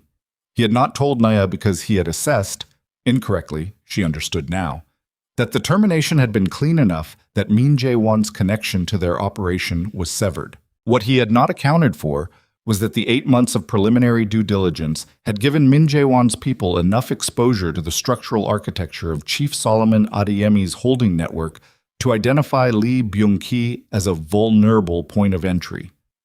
They had not needed the arrangement to remain active. They had needed the window it provided, and they had used it. I'm sorry, her father said. He said it without the hedges and qualifications that people used when they were apologizing for things they believed were defensible. He said it the way he said everything, directly, completely, with the understanding that the word meant what it meant, and that adding more words around it would only dilute it. She sat with it for a moment. How much does Min Jae-won know about my documentation? She said. Lee Byung-ki had access to the transfer architecture and the timeline. He had the photograph of your notebook page. He did not have the vault contents. That access happened after he was pulled from the team. A pause. But he knows enough to know that the forensic documentation you hold came from inside the syndicate. He knows it came from someone with 12 years of intimate access. So he knows it was me. Yes. She stood up, moved to the window, the garden below, the ginkgo tree, the stone paths, the east wall where she had sat with Seung-ho in the cold. Min Jae-won's claim on the transferred assets. The documentation he filed this morning has a prior ownership shell that was created 14 months ago, before your transfers initiated. It was created specifically to manufacture a competing claim in anticipation of this moment. Her father's voice was steady, but she could hear something underneath it. Not guilt exactly, something more complex, the sound of a man who has made an error and is holding the full weight of it without trying to put any of it down. He's been watching your operation since almost the beginning. He let it run because it was doing his work for him. Weakening Taejun's structure, legally transferring assets out of the syndicate's control. His plan was always to step in at the moment of maximum disruption and claim the vacuum. Team. She pressed her forehead briefly against the cold glass of the window. Outside, the gray October sky sat low and indifferent over everything. The vault contents, she said. Do we still have clean control? Yes. Min Jae-won doesn't have access to the vault. That remains entirely yours. Then that's what we use. She pulled back from the window. Her reflection ghosted briefly in the glass. A woman in a robe, phone to her ear, standing in a room that was ending. She didn't look at the reflection long. I need you to do something, she said to her father. Right now, today. Not through Malik's team, directly through your main legal infrastructure. I need you to initiate a full formal claim on every asset in the transfer chain using the original documentation, not the transfer records, the source documentation. The 4 years of records that establish the intellectual and strategic contribution to the syndicate's financial architecture. She was moving as she spoke across the room, to the drawer where her encrypted drive sat. We're going to make the case that the assets being contested were never solely Taejun's to control, because a significant portion of their value was generated by work that was never compensated and never credited. That's a viable legal framework in 3 of the 4 jurisdictions where the transfers completed. Silence on the line. Then, that exposes your role inside the syndicate's operations. Selectively, I control what gets disclosed and what doesn't. The vault gives me the leverage to control that. She picked up the drive, held it in her hand. Min Jae-won is counting on me being too afraid of exposure to fight the claim publicly. He's wrong. Another pause. Longer. You're sure? I'm sure. She wasn't entirely sure, but she was sure enough. And the difference between entirely sure and sure enough was the difference between people who acted and people who were still calculating when the window closed. Father, make the call. I'll make it within the hour, he said. She ended the call, stood in the middle of the bedroom with the drive in her hand and the full weight of the operational situation pressing down on every surface she had. Min Jae-won, a third player she hadn't seen. Assets under competing claim. A husband who had just left the house to assess his damage. A team that had been compromised from the inside. 36 hours of timeline compressed to something she didn't yet have a number for. She took one breath, held it, released it. Then she got dressed, and she went to work. She called Malik from the car. She was not going to stay in the house, whatever Taejun had told her, because the house was no longer a safe operational environment, and compliance with his instruction was not something she owed him anymore. The vault, she said. I need a specific file from it. Everything we have on Min Jae-won's Busan operation. Any transactions, any leverage material, any documentation of illegal activity that falls under international financial crime statutes. She could hear Malik pulling it, keys, movement. There's a substantial file. Taejun had been building it for 2 years. Min Jae-won was on his radar as a competitive threat. There are transaction records, communication intercepts, a document that appears to be a record of a bribery arrangement with 3 senior officials in the Busan municipal government. Send it to father's legal team, encrypted, right now. Done. A pause. Yeah, Taejun is moving. His legal team filed an injunction 40 minutes ago against Bae-su's transfer entity. They're claiming the transfer was executed under fraudulent misrepresentation. On what basis? They're alleging that the acquiring entity misrepresented its ownership structure to Bae-su at the time of signing. He paused. It's thin, but it doesn't need to hold. It just needs to create enough legal uncertainty to freeze the asset while they build a bigger case. Which judge? Park Hyun-soo, Gangnam District. She knew that name. She knew it from her notebook.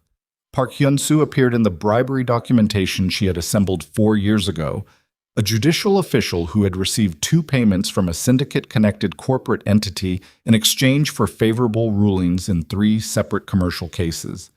She had the transaction records. She had the dates. She had the account numbers.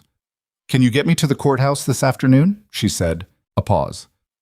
"You're going to walk into a courthouse where your husband just filed an injunction and I'm not walking in as Nia Adeyemi, the chairman's wife." She looked out the car window, the city sliding past. "I'm walking in as the forensic financial analyst who has documented evidence of judicial corruption relevant to an active case. I'm walking into the clerk's office and I'm filing an emergency counter submission under the International Financial Crimes Disclosure Framework.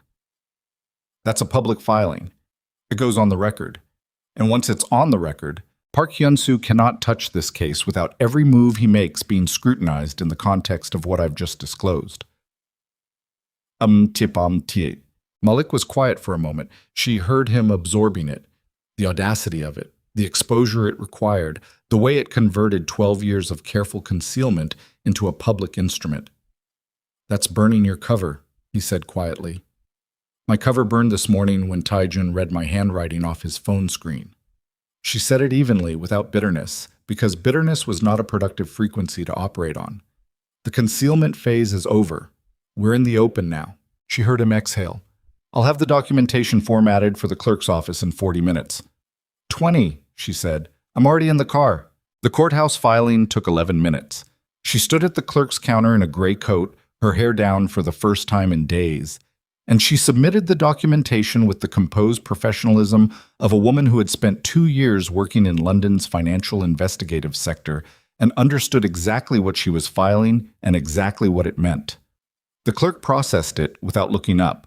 The timestamp went on the record at 2:17 in the afternoon. She walked out of the courthouse into the cold October air and stood on the steps for a moment and felt, not relief, not triumph, something more functional than either, the specific sensation of having made an irreversible move that could not be taken back and was either going to work or wasn't, and understanding that the uncertainty of that was something she was going to have to carry forward rather than resolve by standing still. Her phone rang. She looked at the screen. Not Malik, not her father. Taejun. She answered, "Where are you?" Not a question. The particular flat statement of a man who already knows the answer and is asking to establish that he knows. "I told you I wasn't staying in the house," she said. "You just filed a judicial corruption disclosure in the Gangnam District Clerk's office." His voice was very controlled. Beneath the control, she could hear something she had not heard in him before. Not anger, not hurt. The specific tone of a man who is operating at a sustained extreme and is beginning to feel the physical cost of it. The exhaustion of someone who has been running on alertness and adrenaline for 72 hours and is starting to hit the edge of what that can sustain. "Yes," she said. "That documentation, Park Hyun-soo. You had that for how long?" 4 years. She heard him breathing. "You've been building this for 4 years. I told you when it started." Another silence. "Come back to the house." And then, in a different register, stripped of the controlled authority, something rawer underneath it. "Nya, come back to the house. We need to talk about Min Jae-won." She went still on the courthouse steps. The city moved around her, people, traffic, the indifferent machinery of Seoul conducting its ordinary afternoon. "What do you know about Min Jae-won?" she said. "More than you do." A pause. "And less than I should, which is why I need you here." Another pause. A longer one. "He's not after the assets, he's after the vault. He knows I lost access to it. He knows someone has it. He's been running his own operation to locate it for the last 48 hours. Her hand tightened slightly on the phone. "He won't find it. He has people I don't know about. He had someone inside your brother's team. He may have someone else somewhere I haven't located yet." She heard him move. Footsteps. A door. "He's not going to stop at the legal claim. The legal claim is a distraction. Something to keep your attention on the courts while he moves on a different front." She stood on the steps and she thought about this for 2 seconds. Not long, because 2 seconds was what she had. And she understood that what Taejun was telling her was either true or it was the most precise manipulation he had ever attempted, using her own threat as leverage to pull her back into proximity. She could not fully distinguish between those possibilities from here. She could not fully distinguish between them at all, because she was operating under conditions she had not designed for, with information she had received 11 minutes ago about a player she had not known existed 48 hours earlier. She thought about Min Jae-won. She thought about what it meant that he had been patient enough to let her operation run for months, using it as cover, waiting for the moment of maximum disruption. That was not the behavior of someone who was only after assets. Assets could be acquired through cleaner means. That level of patience, that particular kind of strategic restraint, it was the behavior of someone who wanted something more specific. The vault, not for the leverage it provided in Seoul, for what it contained about Min Jae-won himself. 2 years of documentation that Tae-jun had assembled on him. Transaction records, bribery files, the kind of material that could end a criminal operation not through violence but through the very legal and financial mechanisms that Tae-jun had always been too embedded to be vulnerable to. Min Jae-won knew the vault existed. He knew it had been accessed and removed. He did not know who had it. But he knew that whoever had it held the complete record of everything he had done for 2 years in a format that could be delivered to international financial crime authorities and that no amount of corporate structuring could protect him from. He was not going to stop at filing a competing ownership claim. "I'll come to the house," she said. She ended the call, stood for one more second on the steps. Then she called Malik.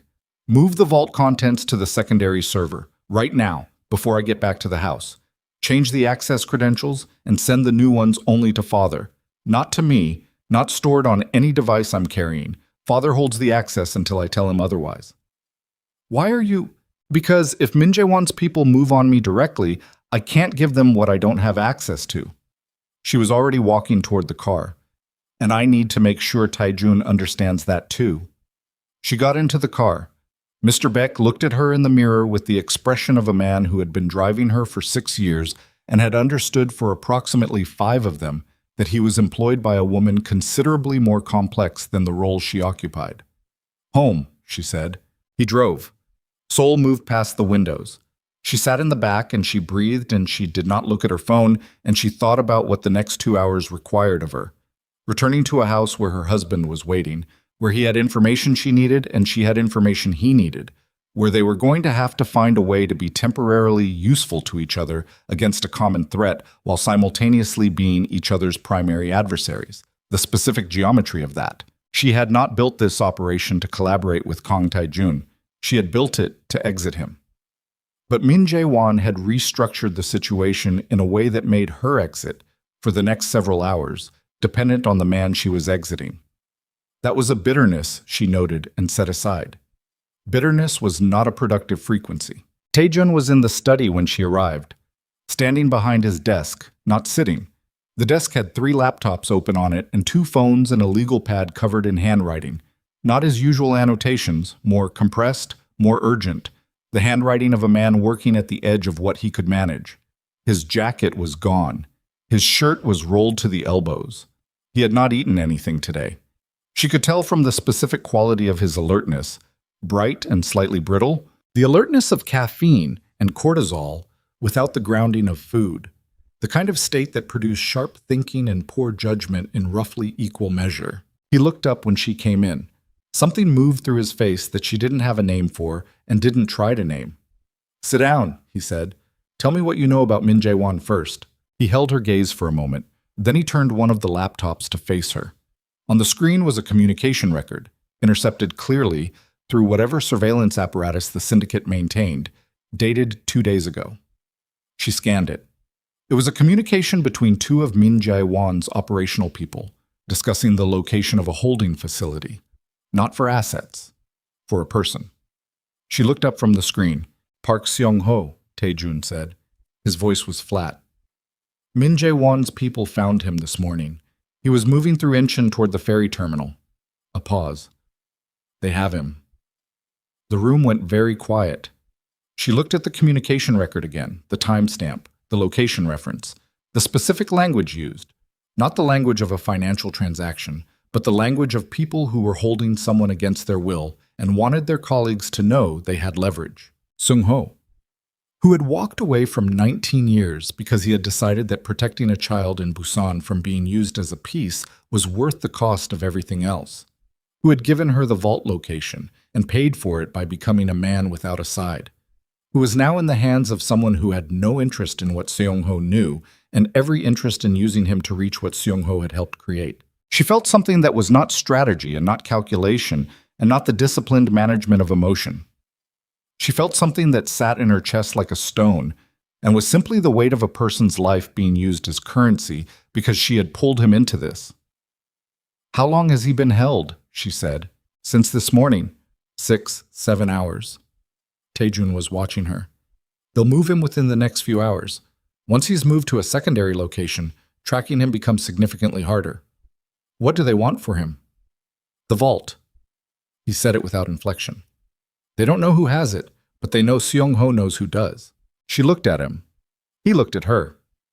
The study was very quiet, and outside the window the gray October afternoon was darkening toward evening, and the ginkgo tree in the garden had lost its last gold leaves. "They're going to hurt him until he tells them," she said. "Yes." A pause. "Unless we move first." She looked at the laptop screen again. The location reference in the communication. She had no field team. She had a forensic financial analyst and her brother and a set of lawyers in multiple countries and a father in Lagos and an encrypted drive she had just instructed herself to lose access to. She had a green notebook in a drawer and 12 years of documentation. She did not have the resources to extract a person from a holding location. Taejun did. She looked up at him. He held her gaze with the particular directness of a man who understood exactly what he was offering and what he was asking for in return, and was not going to dress it as anything other than what it was. "What do you want?" she said. "The vault contents stay out of Min Jae-won's hands, permanently, whatever it takes." He paused. "And you come back to the table, not as my wife, as my equal, the way it should have been from the beginning."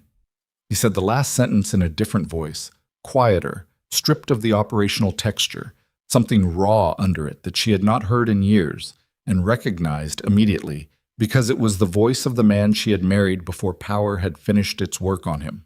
"I know it's too late for what that means between us. I'm not asking for that. I'm asking you to help me take down Min Jae-won before he takes down both of us. And then you can walk out of this house and out of this city, and I will not come after you. I swear it on—" He stopped himself, looked at the desk. "I will not come after you. You have my word." She stood across the desk from him. 12 years of knowing him told her his word was real.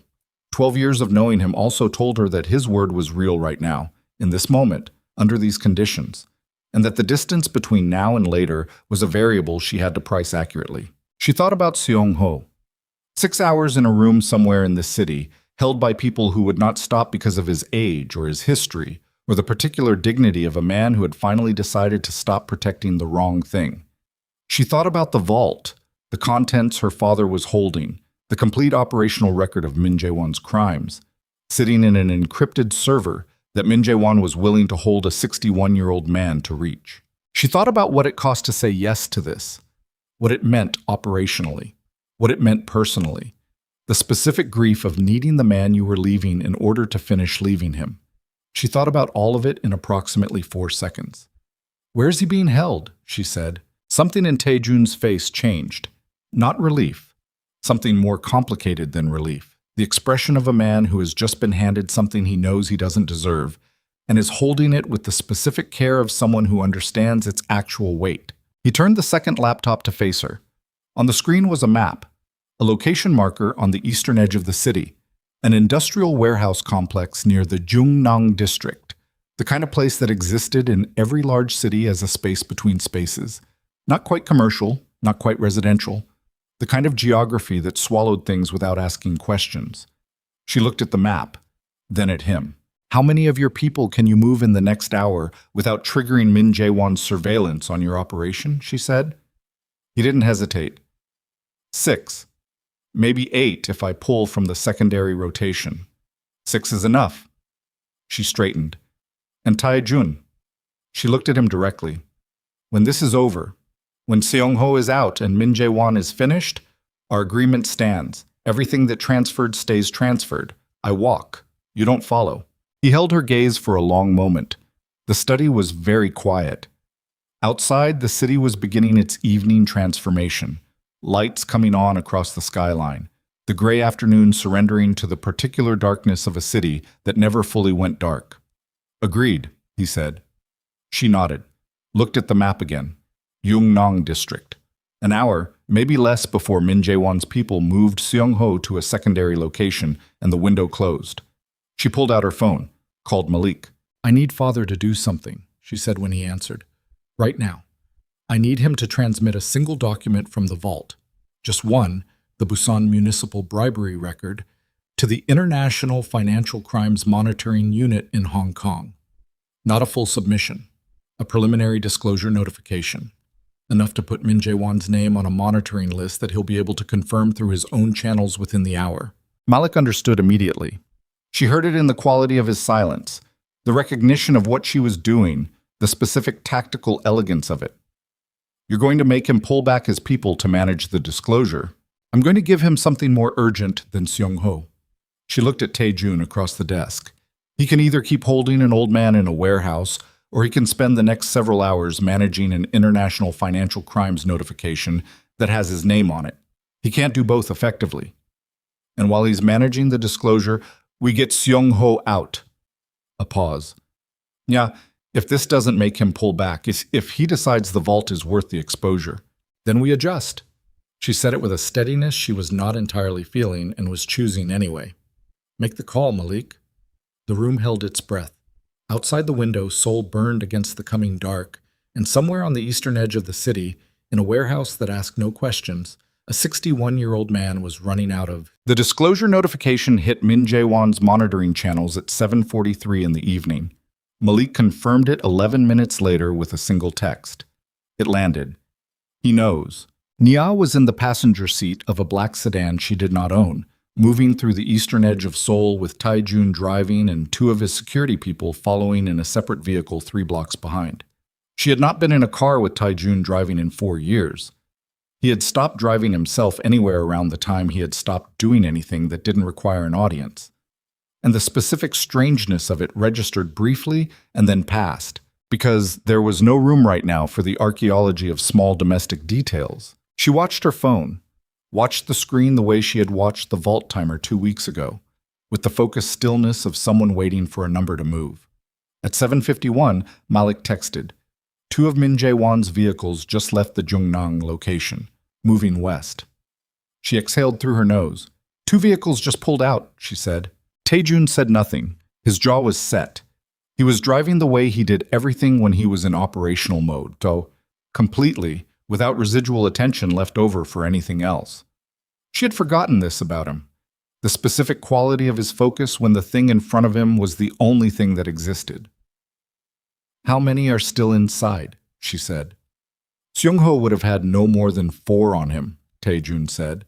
If 2 vehicles left, that's 2 to 3 remaining, possibly less.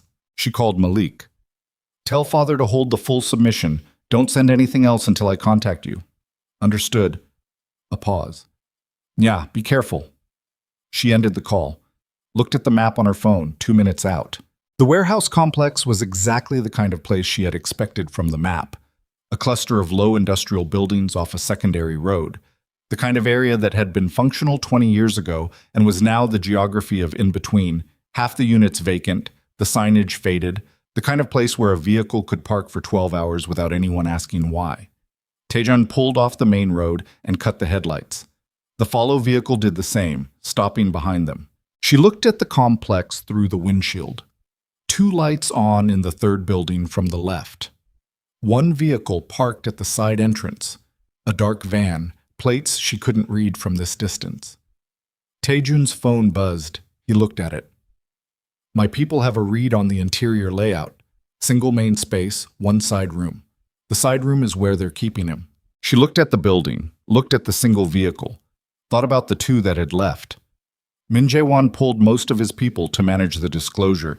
He left a skeleton crew because he still thought the warehouse location was secure. She paused. "He didn't know you had the communication intercept. He still doesn't." Tae-jun looked at her. In the dark of the car, his face was stripped of everything except what was underneath. The tiredness, the operational focus, and something else she caught only briefly before he looked away.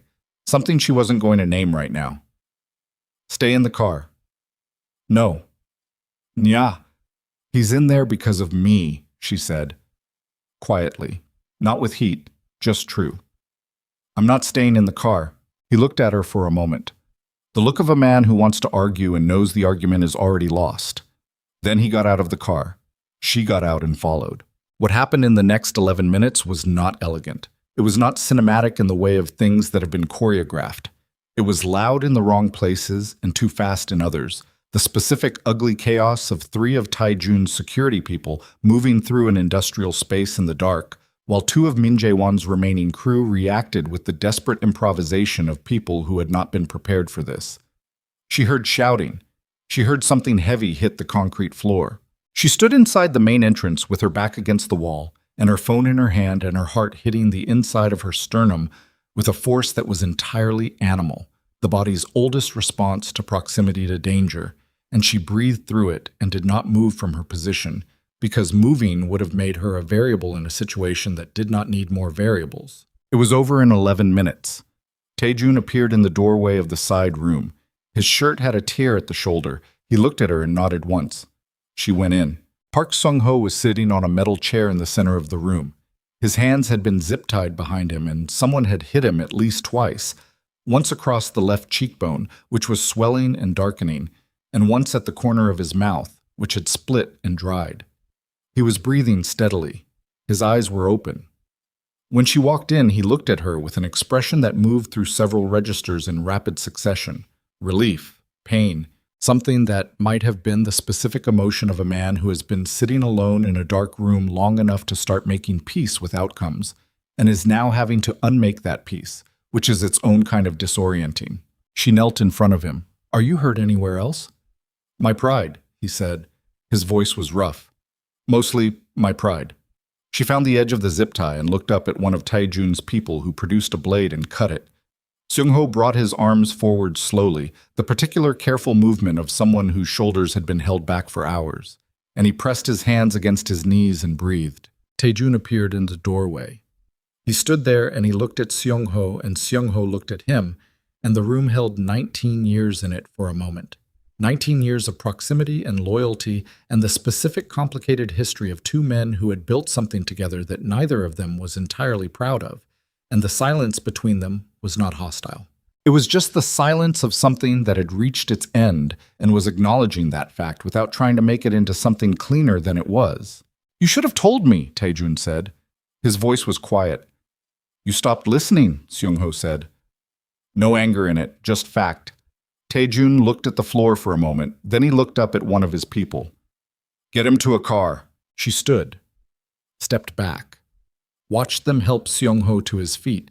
He stood without assistance, once upright, the dignity of a man who accepted help with the specific kind of acceptance that didn't concede anything, and watched him walk out of the side room and through the main space and out into the cold night.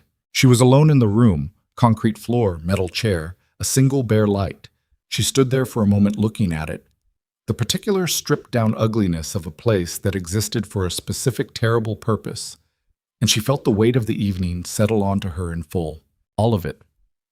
Seung-ho's face, the sound of something hitting the concrete floor, her own heartbeat against the warehouse wall, the fact that she had been standing in this room at all, in this building, in this part of the city that had nothing to do with the life she had come here to build 12 years ago. The distance between the woman she had been at 29, boarding a flight to Seoul with the specific excitement of someone whose life was about to begin in earnest, and the woman standing in a warehouse in the dark, thinking about what it had cost to finish what that life had become. She breathed, then she walked out. Min Jae-won was handled in the days that followed through mechanisms that made no noise. The preliminary disclosure notification her father had sent to the Hong Kong monitoring unit was followed, 48 hours later, by a comprehensive submission.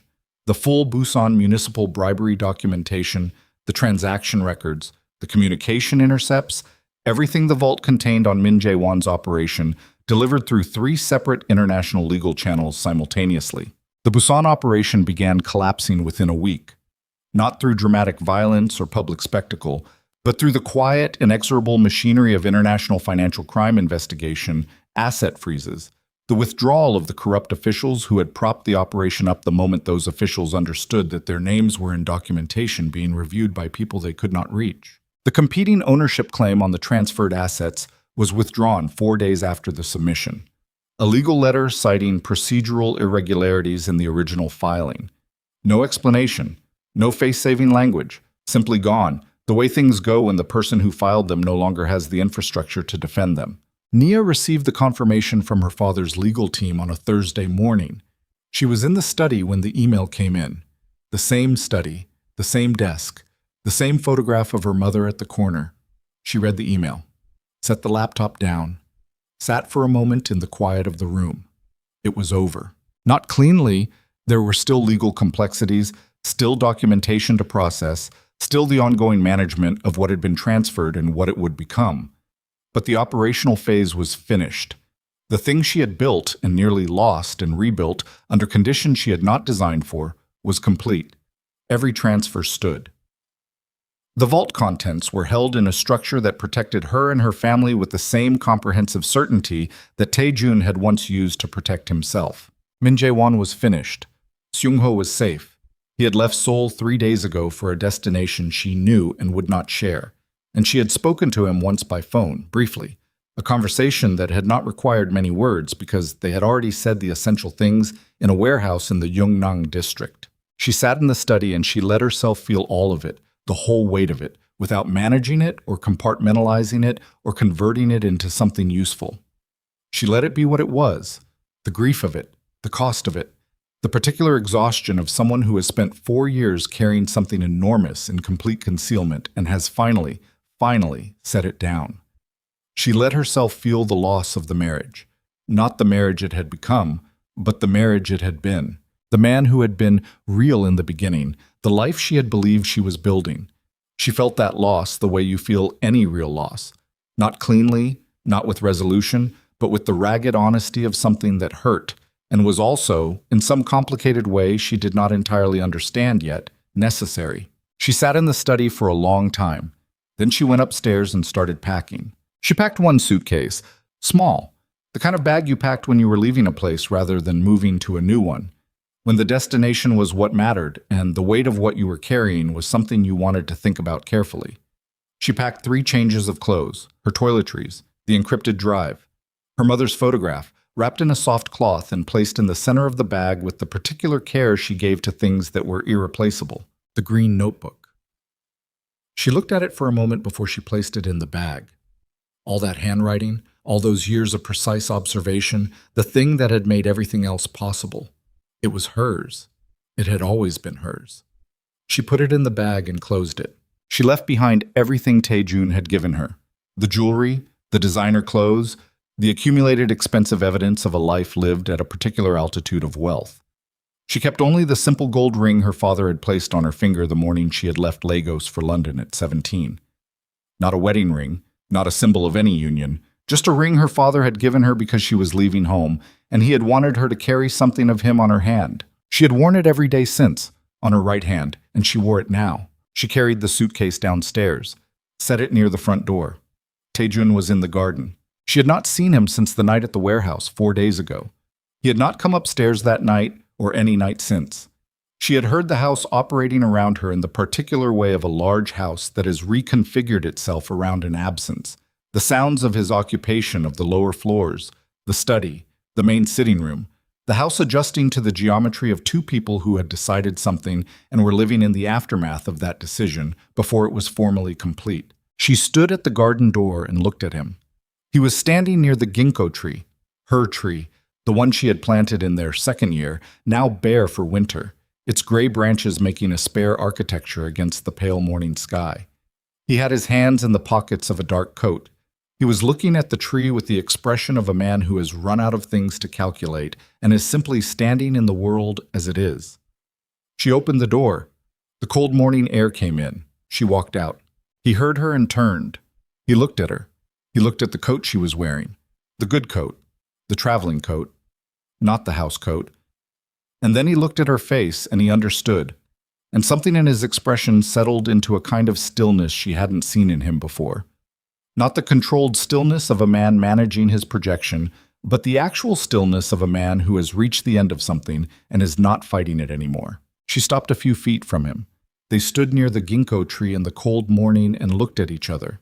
"Sung-ho told me something once," Taejun said. His voice was even. Not performing evenness, actually even, the way things are when the performance has been set down for good. He told me that the most dangerous thing a powerful man can do is stop being curious about the people closest to him. That the moment you stop asking questions about someone is the moment they become a stranger who knows everything about you. He looked at the tree. I thought he was giving me strategic advice. I thought everything he said to me was strategic advice. She didn't say anything. Let it be what it was. I stopped being curious about you, he said. That's the whole of it. Not the business, not Sarah. I stopped wondering who you were, what you were thinking, what you needed.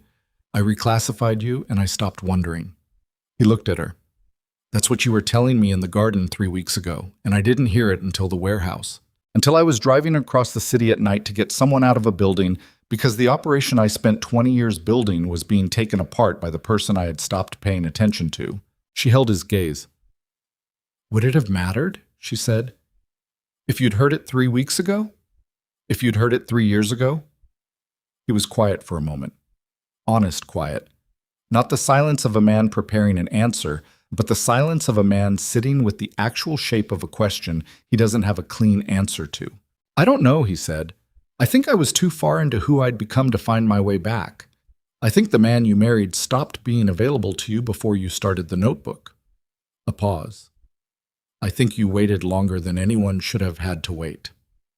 She felt that land. Felt it in the specific way of a true thing said too late. The accuracy of it, and the grief of accuracy that comes without remedy. What will you do? She said. He looked at the tree. Rebuild what's left. Smaller. Different. A pause. Honestly, for the first time in a long time, I don't know. Which is... He stopped. Almost smiled. Not the smile she'd seen him use in rooms full of people, but something older than that. Something that belonged to the man from before. Which is a strange thing to feel at 52. Not knowing. It feels like something I should have felt more of. She nodded, looked at the tree for a moment. The boy in Busan, she said. He went still. Seung-ho told me, she said. I didn't use it. I won't. She looked at him. He's 22 years old. He deserves to know the truth about where he comes from, and he deserves to know it from you and not from a file somewhere. She paused. That's all I'll say about it. Taejun stood very still beside the ginkgo tree. She watched something move through his face that she had no name for. Something that was not the face he showed the world, or even the face he had shown her in 12 years, but something underneath both, something that belonged to whatever he had been before power had finished its work on him. I know, he said quietly. I know. She let the silence hold for a moment. Then she said, I'm going to take my bag and go to the airport. He looked at her. Lagos. Lagos, she said. He nodded once, the single nod of a man who has made a promise and is keeping it. The transfers, the agreement stands. The agreement stands, she said, on both sides. She looked at him for a moment longer. Her husband, the man she had loved, the man he had become, all of it present simultaneously in the way that people are when you have known them long enough to hold all their versions at once. She did not reach for him. He did not reach for her. That distance was honest, and they were both, finally, being honest. Take care of yourself, Taejun, she said. You too, he said. And then quietly, in the specific register of a man who means something without any architecture around it. Nya, I'm sorry. She held that for a moment, set it somewhere it could be what it was without being more than it was. I know you are, she said. She walked back through the garden, through the door, picked up her suitcase from the front hall. Mr. Baek was waiting outside with the car, because Mr. Baek had always understood things before he was told them and had arrived without being called. She got into the back seat. The door closed. The car moved down the private road, through the gate, onto the street. Seoul opened up around her. The full ordinary complexity of it, the morning traffic, the storefront sliding past, the Han River appearing briefly between buildings and then disappearing again, the city conducting its permanent business of existing regardless of what happened inside the lives it contained. She looked out the window and she did not feel triumphant. She had expected, at some point in the planning of this, that there would be a moment that felt like triumph. A clean, clear moment of having won something. There was no such moment. What there was instead was something harder to name and more durable. The specific feeling of having survived something that required everything you had, and of having survived it without becoming someone you didn't recognize, and of being in a car moving toward an airport with a suitcase that contained almost nothing, which turned out to be exactly the right amount. Her phone buzzed. Her father. "Your brother is at the airport. He'll meet you at departures." She smiled. Set the phone down on the seat. At Incheon International Airport's main departures hall, Nya Adeyemi walked through the automatic doors into the bright, temperature-controlled air of a place built specifically for the moment of leaving. She had her suitcase and her coat and the ring on her right hand. She had the notebook and the drive and her mother's photograph wrapped in cloth inside the bag. She had everything she was taking, and she was not looking back at anything she was leaving. Malik was waiting at the check-in area. He saw her from 30 meters away and walked toward her with the long-legged, unhurried stride of a man who had their father's patience and their mother's eyes. And when he reached her, he looked at her face for a moment, the way her brother looked at her, with the specific attention of someone who had known her since she was too young to perform anything, who had always been able to see through every layer to whatever was actually there.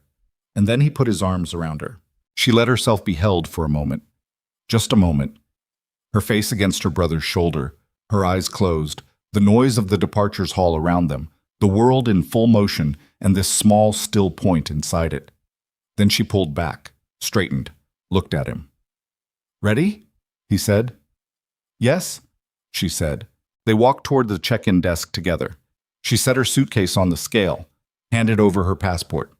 The agent processed it with the professional efficiency of someone who handles 100 departures a day and has no way of knowing which ones contain anything worth noting. The boarding pass printed. The agent handed it across the counter. Lagos. Departure, 11:15.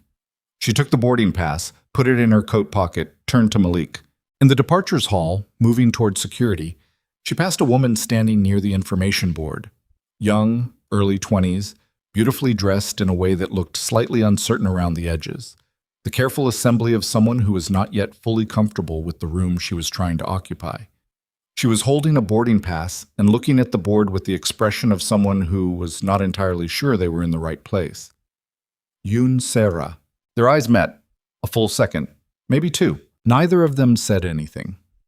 There was nothing to say that wouldn't have required the wrong kind of simplicity, the simplification of a complicated thing into something that would fit inside an airport exchange between strangers who were not strangers.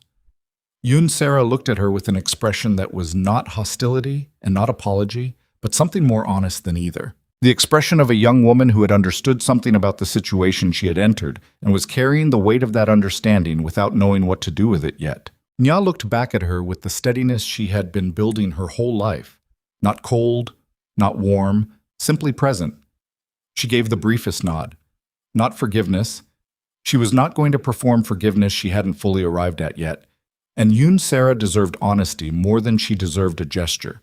Just acknowledgement. You exist. I see you. We are both more than how we were used. Then she walked on. Through security, through the departure gates. Down the long corridor with its moving walkways and its duty-free shops, and its particular quality of suspended time that airports carried, the feeling of being between one thing and another in the passage itself, which was its own kind of place. Gate 47. She sat in the departure lounge while Malik made a call to their father.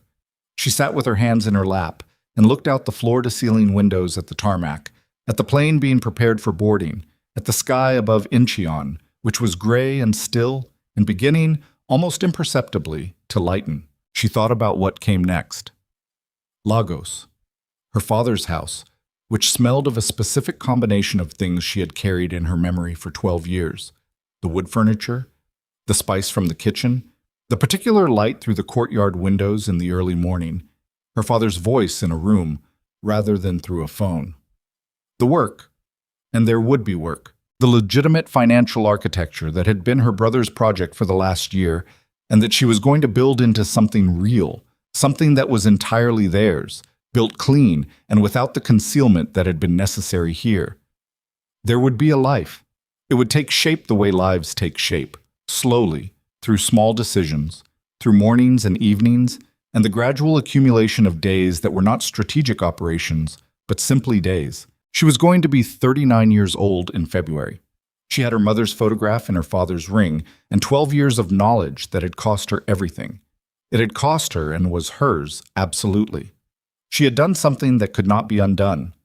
She had been something that she had not always known she was capable of being, and had discovered in the process both the limits of that capability and the necessity of it. She was not the woman who had boarded a plane to Seoul at 29. She was not the woman who had stood in that ballroom 3 weeks ago with a champagne glass in her hand and a decision assembling itself below the level of conscious thought. She was something that came after both of those women, something that carried them both and was not reducible to either.